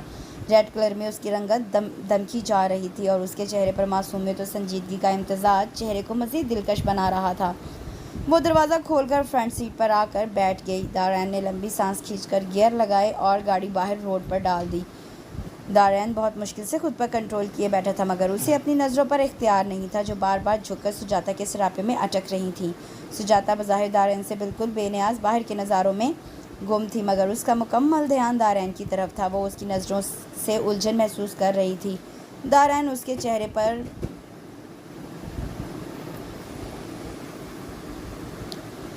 کھلتی ہوئی گلابیوں کے بارے میں اٹک کر رہ گیا تھا۔ ہوٹل کے پارکنگ ایریا میں کار پارک کر کے دونوں قدرے تنہا گوشے میں آ بیٹھے۔ کیا ہوا؟ تم کل سے اتنی خاموش کیوں ہو؟ کیا میرے ساتھ آنا اچھا نہیں لگا؟ سجاتا نفی میں سر ہلا گئی۔ ایسی کوئی بات نہیں، اور ویسے بھی جب زندگی گزارنی ہے آپ کے اشاروں پر ہے تو پھر اچھا کیا اور برا کیا؟ وہ ٹیبل پر انگلی سے آڑی تیچھی لکیریں بناتی ہوئی بہت لاچار و مجبور لگ رہی تھی، جیسے خود کو مکمل طور پر حالات کے سپرد کر دیا ہو۔ دارین اسے دیکھ کر رہ گیا جو ہر بار انجانے میں اس پر قہری وار کیا کرتی تھی۔ اس وقت بھی وہ اسے خاموش کرا گئی تھی۔ سجاتا، مجھے ایسا کیوں لگتا ہے کہ تم کبھی کسی سے محبت کر ہی نہیں سکتی، کیونکہ تم میں خوشی دینے کا یا اپنے جذبات کو بانٹنے کا، کسی کے ساتھ شیئر کرنے کا جذبہ ہی نہیں ہے۔ تمہیں اگر مجھ سے ذرا بھی محبت ہوتی تو تم مجھ سے یوں بے خبر نہ ہوتی، مجھ سے دائمی جدائی نہیں مانگتی۔ سجاتا کی حرکت کرتے ہوئے ہاتھ ایک لمحے کو ساکت ہوئے تھے اور اس نے پلکیں اٹھا کر دارین کو دیکھا تھا، جس کی آنکھوں میں اس کا عکس بہت واضح تھا۔ وہ دانستہ نظریں چرا کر باہر دیکھنے لگی تھی۔ دارین نے ویٹر کو آرڈر دیا اور کچھ دیر تک سجاتا کے جواب کا منتظر رہا، مگر اسے لاتعلق دیکھ کر خود بھی خاموشی سے کھانا سرو کرنے لگا جو ویٹر ابھی لگا کر گیا تھا۔ واپسی تک دونوں ہی خاموش رہے۔ دوسرے دن دارین سجاتا کو لے کر سبین کے فلیٹ پہ پہنچ گیا۔ دروازہ سبین نے ہی کھولا تھا۔ سجاتا اسے شارٹ سکرٹ اور گہرے گلے کی شرٹ میں دیکھ کر نظریں چرا گئی، جبکہ سبین اچانک ان دونوں کو سامنے دیکھ کر پوری طرح گھبرا گئی۔ ہیلو، کیا اندر آنے کی اجازت نہیں دو گی؟ دارین نے اسے دروازے میں ہی استدعا دیکھ کر کہا۔ ہاں ہاں آؤ نا، تم لوگ باہر ہی کھڑے ہو۔ سبین نے دروازے سے ہٹ کر انہیں جگہ دی۔ اندر قدم رکھتے ہی سجاتا کو بری طرح کھانسی شروع ہو گئی۔ پورا فلیٹ اسموکنگ کی زیادتی کی وجہ سے دھواں ہو رہا تھا۔ دارین نے سبین کو پانی کا کہا اور خود بڑھ کر کھڑکی کھول دی۔ وہ سمجھ گیا تھا کہ سجاتا کو اسموکنگ سے الرجی ہے۔ تم لوگ یہاں کیسے آئے؟ مجھے بتا تو دیا ہوتا۔ اور سجاتا، تم سناؤ کیسی ہو؟ سبین نے بمشکل مسکراتے ہوئے سجاتا کی طرف رخ کیا جو ابھی بھی منہ پر ہاتھ رکھے بیٹھی تھی۔ ان کا کیا پوچھتی ہو؟ اپنی سناؤ، کیا ہو رہا ہے آج کل؟ پڑھائی ہو رہی ہے یا ایش؟ دارین نے کمرے میں پھیلی اسموکنگ کی طرف اشارہ کرتے ہوئے ہلکا سا طنز کیا۔ دانی، تم بالکل نہیں بدلے۔ آف کورس میں پڑھنے ہی آئی ہوں تو پڑھائی ہی کروں گی۔ سبین خود کو سنبھال چکی تھی، اس لیے پرانے موڈ میں آتے ہوئے ایک ادا سے کہا۔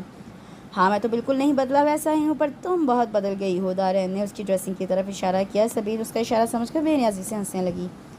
بھائی وہ مقولہ تو سنا ہی ہوگا تم نے کہ جیسا دیس ویسا بھیس۔ سجاتا ان کی ذومعنی گفتگو پر الجھ کر کبھی دارین کو اور کبھی سبین کو دیکھ رہی تھی۔ ہاں یہ بالکل ٹھیک کہا تم نے، بھلا بھیس بدلتے دیر ہی کتنی لگتی ہے؟ دارین نے پھر سے سبین پر لطیف سا طنز کیا۔ اور سناؤ کیا ہو رہا تھا یہاں جو اس قدر دھواں بھرا ہوا ہے فلیٹ میں؟ دارین اب سنجیدگی سے اصل موضوع کی طرف آ رہا تھا۔ اس کے سوال پر سبین پھیکی سی ہنسی ہنسنے لگی۔ کچھ خاص نہیں، بس آج کچھ پکانے کا موڈ تھا اور تم تو جانتے ہو مجھے کچھ بنانا تو آتا نہیں ہے، اس لیے اس کوشش میں سارا فلیٹ دھوئیں سے بھر گیا۔ دارین سبین کی جھوٹی وضاحت پر طنز سے ہنسا۔ اس وقت روم میں پھیلے دھوئیں کی خوشبو سے کوئی بچہ بھی بتا سکتا تھا کہ یہاں کچھ دیر پہلے کثرت سے سگریٹ پی گئی ہے۔ دارین نے پرسوچ انداز میں سر ہلاتے ہوئے نیا سوال کیا۔ تو پھر کیا بنایا؟ سبین اس کے پے در پہ سوالوں پر اب واقعی گڑبڑا گئی تھی، لہٰذا اس نے ہیلپ کے لیے سجاتا کو دیکھا۔ سجاتا اب خفگی سے دارین کو دیکھنے لگی، مگر دارین پر اس کی خفگی کا مطلق اثر نہیں ہوا۔ کچھ دن پہلے میری حامد ملک سے اسلام آباد میں ملاقات ہوئی تھی۔ تمہارے بارے میں پوچھ رہا تھا، لگتا ہے کافی گہری جان پہچان رہ چکی ہے تم دونوں کی۔ سبین دارین کے منہ سے حامد ملک کا نام سن کر کرنٹ کھا کے اچھلی اور جلدی سے ان دونوں کی طرف سے رخ موڑ گئی۔ دارین نے ایک نظر سجاتا کو دیکھا جو خاموشی سے کبھی سبین کو اور کبھی اسے دیکھ رہی تھی۔ کون حامد ملک؟ میں کسی حامد کو نہیں جانتی، تمہیں شاید نام سننے میں غلطی ہوئی ہوگی۔ سبین نے ایک بار پھر اپنا جھوٹ چھپانے کی ناکام کوشش کی۔ ہاں ٹھیک کہا تم نے، میں نے شاید نام غلط سنا ہو، پر یہ…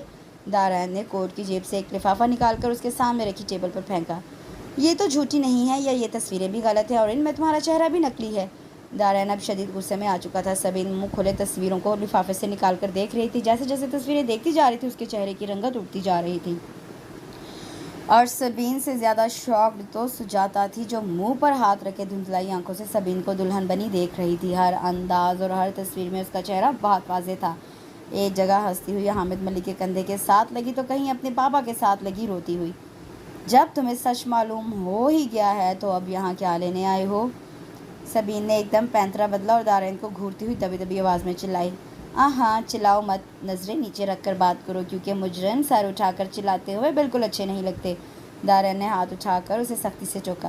shirt up and get lost from here. اب وہ کھل کر اپنے اصل روپ میں آ چکی تھی۔ ہر قسم کے عزت و احترام اور تمام آداب بھلائے چلانے لگی۔ میں نے کہا نا آواز نیچی رکھ کے بات کرو ورنہ مجھے آواز بند کرنا بھی آتی ہے۔ دارین غصے سے اس سے زیادہ زور سے چلایا۔ سجاتا کانپتے دل کے ساتھ یہ سارا تماشا دیکھ رہی تھی۔ What? How dare you mister Darain, مجھے دھمکی دو گے تم سبین علی کو؟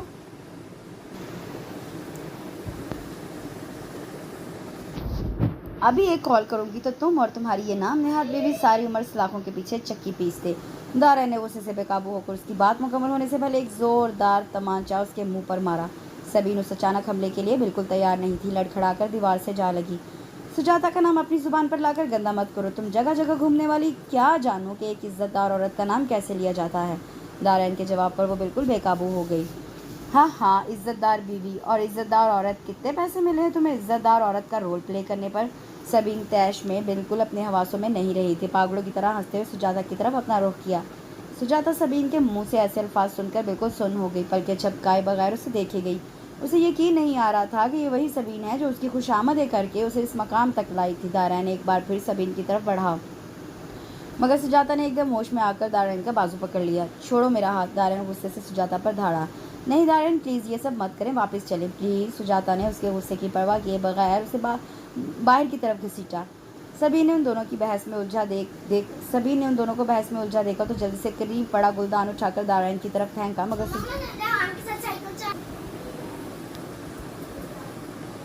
مگر سجاتا کے بیچ میں آنے پر وہ سیدھا جا کر سجاتا کے سر پر لگا اور وہ ایک چیخ کے ساتھ نیچے گرتی چلی گئی۔ دارین نے اسے سنبھال لیا۔ سبین تیزی سے دروازہ کھول کر باہر بھاگ گئی۔ دارین نے ایک نظر سبین کو دیکھا اور اس کے پیچھے جانے کی کوشش کی، مگر سجاتا نے سختی سے اس کا ہاتھ پکڑ لیا۔ آپ کو میری قسم ہے چلے یہاں سے۔ سجاتا نے بمشکل خود کو کنٹرول کیا ہوا تھا ورنہ سر میں اچانک چوٹ سے شدید تکلیف ہو رہی تھی۔ دارین نے سجاتا کے سر سے خون بہتا دیکھا تو سبین کو بھول کر جلدی اسے اٹھا کر ہاسپٹل لے گیا۔ سجاتا کی آنکھیں آہستہ آہستہ بند ہوتی جا رہی تھیں، وہ دارین کے چلے جانے کے خیال سے بمشکل آنکھیں کھولی ہوئی تھی۔ دارین نے اسے لا کر جلدی میں گاڑی میں بٹھایا اور پھر خود بھی گاڑی سنبھال کر فل سپیڈ پر چھوڑ دی۔ دارین اس کی بینڈیج کروا کر واپس کاٹیج میں آ گیا تھا اور جب سے مستقل غصے سے ٹہل رہا تھا۔ سجاتا سر جھکائے روئی جا رہی تھی۔ اسے شرمندگی اس قدر تھی کہ سر اٹھایا نہیں جا رہا تھا۔ وہ سارے قصے کا ذمہ دار خود کو ٹھہرا رہی تھی۔ بہت شوق تھا تمہیں سچ جانے کا اور اپنی دوست سے ملنے کا، تو دیکھ لیا انجام، ایک سیکنڈ میں اس نے تمہیں کیا سے کیا بنا دیا اور تم پھر بھی خاموشی سے تماشا دیکھتی رہی، اور حد تو یہ ہے کہ اسے جانے کا پورا موقع دیا۔ میرے سامنے تو بہت زبان چلتی ہے تمہاری، بہت طنز کرتی ہو نا، اب کیا ہوا، خاموش کیوں بیٹھی ہو؟ ابھی بھی دیکھ لو، اگر کوئی کسر رہ گئی ہو تو بتا دو، وہ بھی کروں گا میں۔ دارین سارا غصہ اب سجاتا پر نکال رہا تھا جو اب مزید شدت سے رونے لگی تھی۔ اب رو کیوں رہی ہو؟ سب کچھ تمہاری حسب منشائی تو ہوا ہے، تمہیں تو خوش ہونا چاہیے کہ تمہاری دوست بہت ناڈر ہے، بہت بہادر ہے، اتنی کہ اپنے ہی ہاتھوں سے اپنی دوست کا قتل بھی کر سکتی ہے۔ دارین نے اسے رونے پر مزید چڑھ کر مزید زور سے چلانے لگا۔ سجاتا رحمان، آپ جو سمجھتی ہیں کہ جیسا آپ سوچیں گی وہ ویسا ہی ہوگا، اور آپ کی طرح ہر انسان اپنے وعدے کو وفا کرنے کے لیے اپنی محبت کی قربانی دے کر عظیم بننے کی کوشش کرے گا، تو یہ سراسر آپ کی بھول ہے۔ سچائی کے راستے پر چلنے کے لیے یقین محکم کا ہونا بہت ضروری ہے، جو تمہارے پاس نہیں ہے۔ نہ تمہیں سبین پر یقین تھا اور نہ ہی مجھ پر، اور تم یہ بھی جانتی تھی کہ میں جو کچھ بھی کہہ رہا ہوں وہ سچ ہے، پر تم نے جان بوجھ کر آنکھیں بند کر لی اور بھاگتی رہی سچ سے، اور بھاگتی رہی مجھ سے اور میری محبت سے۔ تم جانتی تھی کہ سبین علی غلط ہے، پھر بھی تم نے اسے غلط نہیں کہا، کیونکہ تمہیں ڈر تھا کہ اگر تم یہ سچ کہہ دو گی تو ایک اور سچ بھی کہنا پڑے گا کہ تم مجھ سے محبت کرتی اور میرے بغیر نہیں رہ سکتی، مگر تم نے اپنے ساتھ ساتھ مجھے بے عزت میں مبتلا رکھا۔ دارین تھک کر اس کے سامنے ہی چیئر رکھ کر بیٹھ گیا۔ کچھ دیر تک خاموش فضا میں سجاتا کی ہچیوں کی آواز گونجتی رہی۔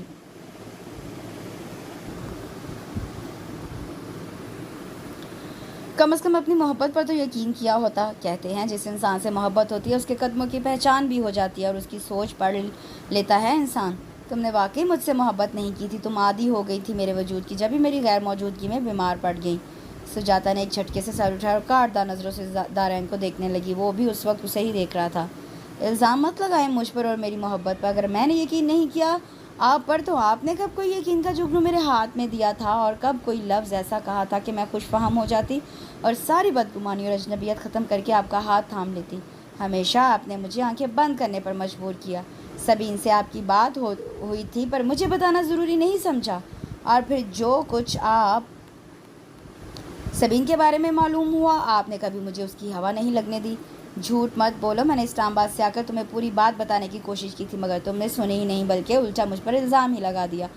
دارین نے درمیان میں اسے ٹوکا۔ ہاں تو کیا غلط کیا اتنے عرصے تک یہ جانتے ہوئے بھی کہ میں آپ سے محبت کرنے لگی ہوں اور آپ کی طرف سے کسی فیصلے کی منتظر ہوں؟ آپ میری بے بسی کا تماشا دیکھتے اور اسلام آباد جاتے ہوئے بھی مجھ سے ملنا ضروری نہیں سمجھا، یہ جانتے ہوئے بھی کہ میں اس دن 2 بار گھر پر کال کر چکی تھی صرف آپ کی آواز سننے کے لیے۔ آپ تماشا دیکھتے رہے اور یہ انتظار کرتے رہے کہ کب میں خود آگے بڑھ کر اظہار کروں۔ اسلام آباد جا کر بیٹھ گئے اور جب معلوم ہو گیا اپنی کامیابی کا تو بھاگے چلے آئے صفائیاں دینے اور خود کو بے گناہ ثابت کرنے کے لیے۔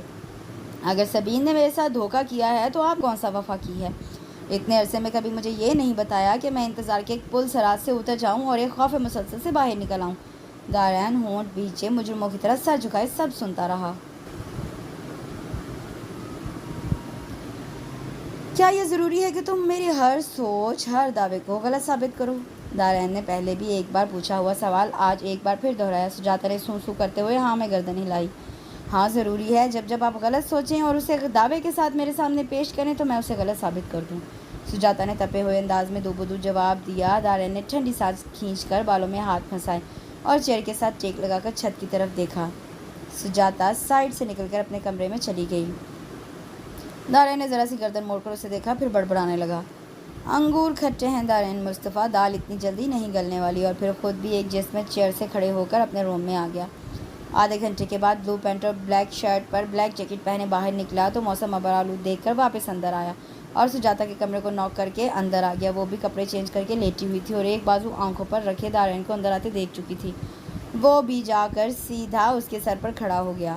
یار اب ناراضگی چھوڑو، پھر کبھی لڑ لینا، زندگی پڑی ہے، آج موسم بہت اچھا ہو رہا ہے، چلو کہیں گھوم پھر کر آتے ہیں۔ دارین نے آنکھوں پر سے اس کا بازو اٹھاتے ہوئے کہا۔ سجاتا نے غصے سے اس کا ہاتھ جھٹکا اور کروٹ لے کر چادر سر تک تان لی۔ سجاتا اگر 10 منٹ کے اندر اندر تیار ہو کر باہر نہیں آئی تو یاد رکھنا ایسے ہی اٹھا کر لے جاؤں گا۔ وہ اپنی بات کہہ کر رکا نہیں، سیدھا باہر نکلتا چلا گیا۔ سجاتا کو ناچار اٹھنا ہی پڑا۔ تھوڑی ہی دیر میں وہ نیوی بلو کلر کی میکسی پر آف وائٹ اسکارف باندھے فرنٹ سیٹ پر آ کر بیٹھ گئی۔ اگر گھورنے سے فرصت مل گئی ہو تو آپ کو تو چلیں؟ سجاتا نے چبا چبا کر ایک الفاظ ادا کیا۔ دارین نے بمشکل اپنی مسکراہٹ چھپائی اور گاڑی سٹارٹ کی۔ کہاں جانا ہے؟ دارین نے ویو مرر میں سے اسے دیکھتے ہوئے سوال کیا۔ میرے آباء و اجداد لندن سے ہی تو تھے، سجاتا نے چڑ کر جواب دیا جس پر دارین قہقہا لگانے سے باز نہیں رہا۔ او سوری یار، میں تو بھول ہی گیا تھا کہ تم پہلی بار لندن آئی ہو۔ سجاتا اس کی بات کو نظر انداز کر کر باہر تیزی سے بڑھتی ہوئی بارش کو دیکھنے لگی۔ دارین نے گاڑی میں ہیٹر آن کر کے گاڑی کی سپیڈ کم کر دی۔ پانی کی وجہ سے سڑکیں بہت چکنی ہو رہی تھیں۔ یہ زیادتی ہے سجاتا، میں اب اس خوبصورت موسم سے بھی جیلسی ہو رہی ہے۔ سجاتا نے حیرانگی سے گردن موڑ کر دارین کی طرف دیکھا۔ اس سے پہلے میں تمہاری مسکراہٹ سے جیلس ہوتا تھا کیونکہ تمہاری ایک مسکراہٹ کے آگے میری پوری پرسنالٹی ڈاؤن پڑ جاتی تھی۔ دارین نے اس کی حیرانگی پر وضاحت دی۔ دارین کی بات پر خود بخود اس کے ہونٹوں پر مسکراہٹ رنگ گئی، ساتھ ہی دارین کا نعرہ بھی وہ مارا۔ سجاتا کھلکھلا کر ہنس دی۔ شکر ہے یار، مطلب صاف تو ہوا، ورنہ برسات نے آج سب کچھ جل تھل کر دینا تھا۔ دارین نے شوخی سے اس کے سندر روپ کو دیکھتے ہوئے باقاعدہ ہاتھ اٹھا کر شکر ادا کیا جس پر گاڑی ڈگمگا کر رہ گئی۔ دارین نے گھبرا کر جلدی سے اسٹیئرنگ کو گھما کر کار قابو میں کی۔ سجاتا مسکراتے ہوئے اتنے ویل ڈریسڈ بندے کی بدحواسیاں ملاحظہ کر رہی تھی۔ اڑا لو مذاق جتنا اڑانا ہے، دارین نے مصنوعی خفگی سے اسے گھورا۔ میں مذاق نہیں اڑا رہی بلکہ یہ دیکھ رہی ہوں کہ محبت اچھے خاصے انسان کو خبط الحواس بنا دیتی ہے۔ دارین بھی اب اس کے ساتھ مسکرانے لگا۔ ہاں یہ تو ہے، پھر یہ محبت بھی قسمت والوں کو ہی ملتی ہے اور ہم دونوں ہی بہت خوش قسمت ہیں کیونکہ ہم نے محبت کو نہیں ڈھونڈا بلکہ تقدیر یہ تحفہ ہمارے لیے لائی ہے۔ دارین کی بات پر سجاتا نے بے ساختہ آسمان کی طرف دیکھا اور دل ہی دل میں خدا کا شکر ادا کیا۔ ہاں، یہ تقدیر ہی تو ہے جو آپ کو مجھ تک لائی ہے اور مجھے آپ کو سونپا ہے۔ ہاں یار، پر ایک بات تو ماننی پڑے گی، اس سارے قصے میں سبین نے بڑا کردار ادا کیا ہے۔ نہ وہ ہم دونوں کو ملا کر بیچ سے ہٹتی اور نہ ہی یہ محبت ہوتی۔ سبین کے نام پر سجاتا ایک بار پھر افسردہ ہو گئی۔ اب منہ بد بناؤ، میں نے اس لیے سبین کا نام نہیں لیا، دارین نے مصنوعی خفگی سے اسے ڈانٹا۔ دارین، ایک وعدہ کریں مجھ سے کہ آپ سبین سے کوئی بدلہ نہیں لیں گے اور نہ ہی اس بات کا تذکرہ کسی سے کریں گے، حتیٰ کہ پاپا سے بھی نہیں۔ سبین کی بے راہ روی ہی اس کے لیے ایک بڑی سزا ہے۔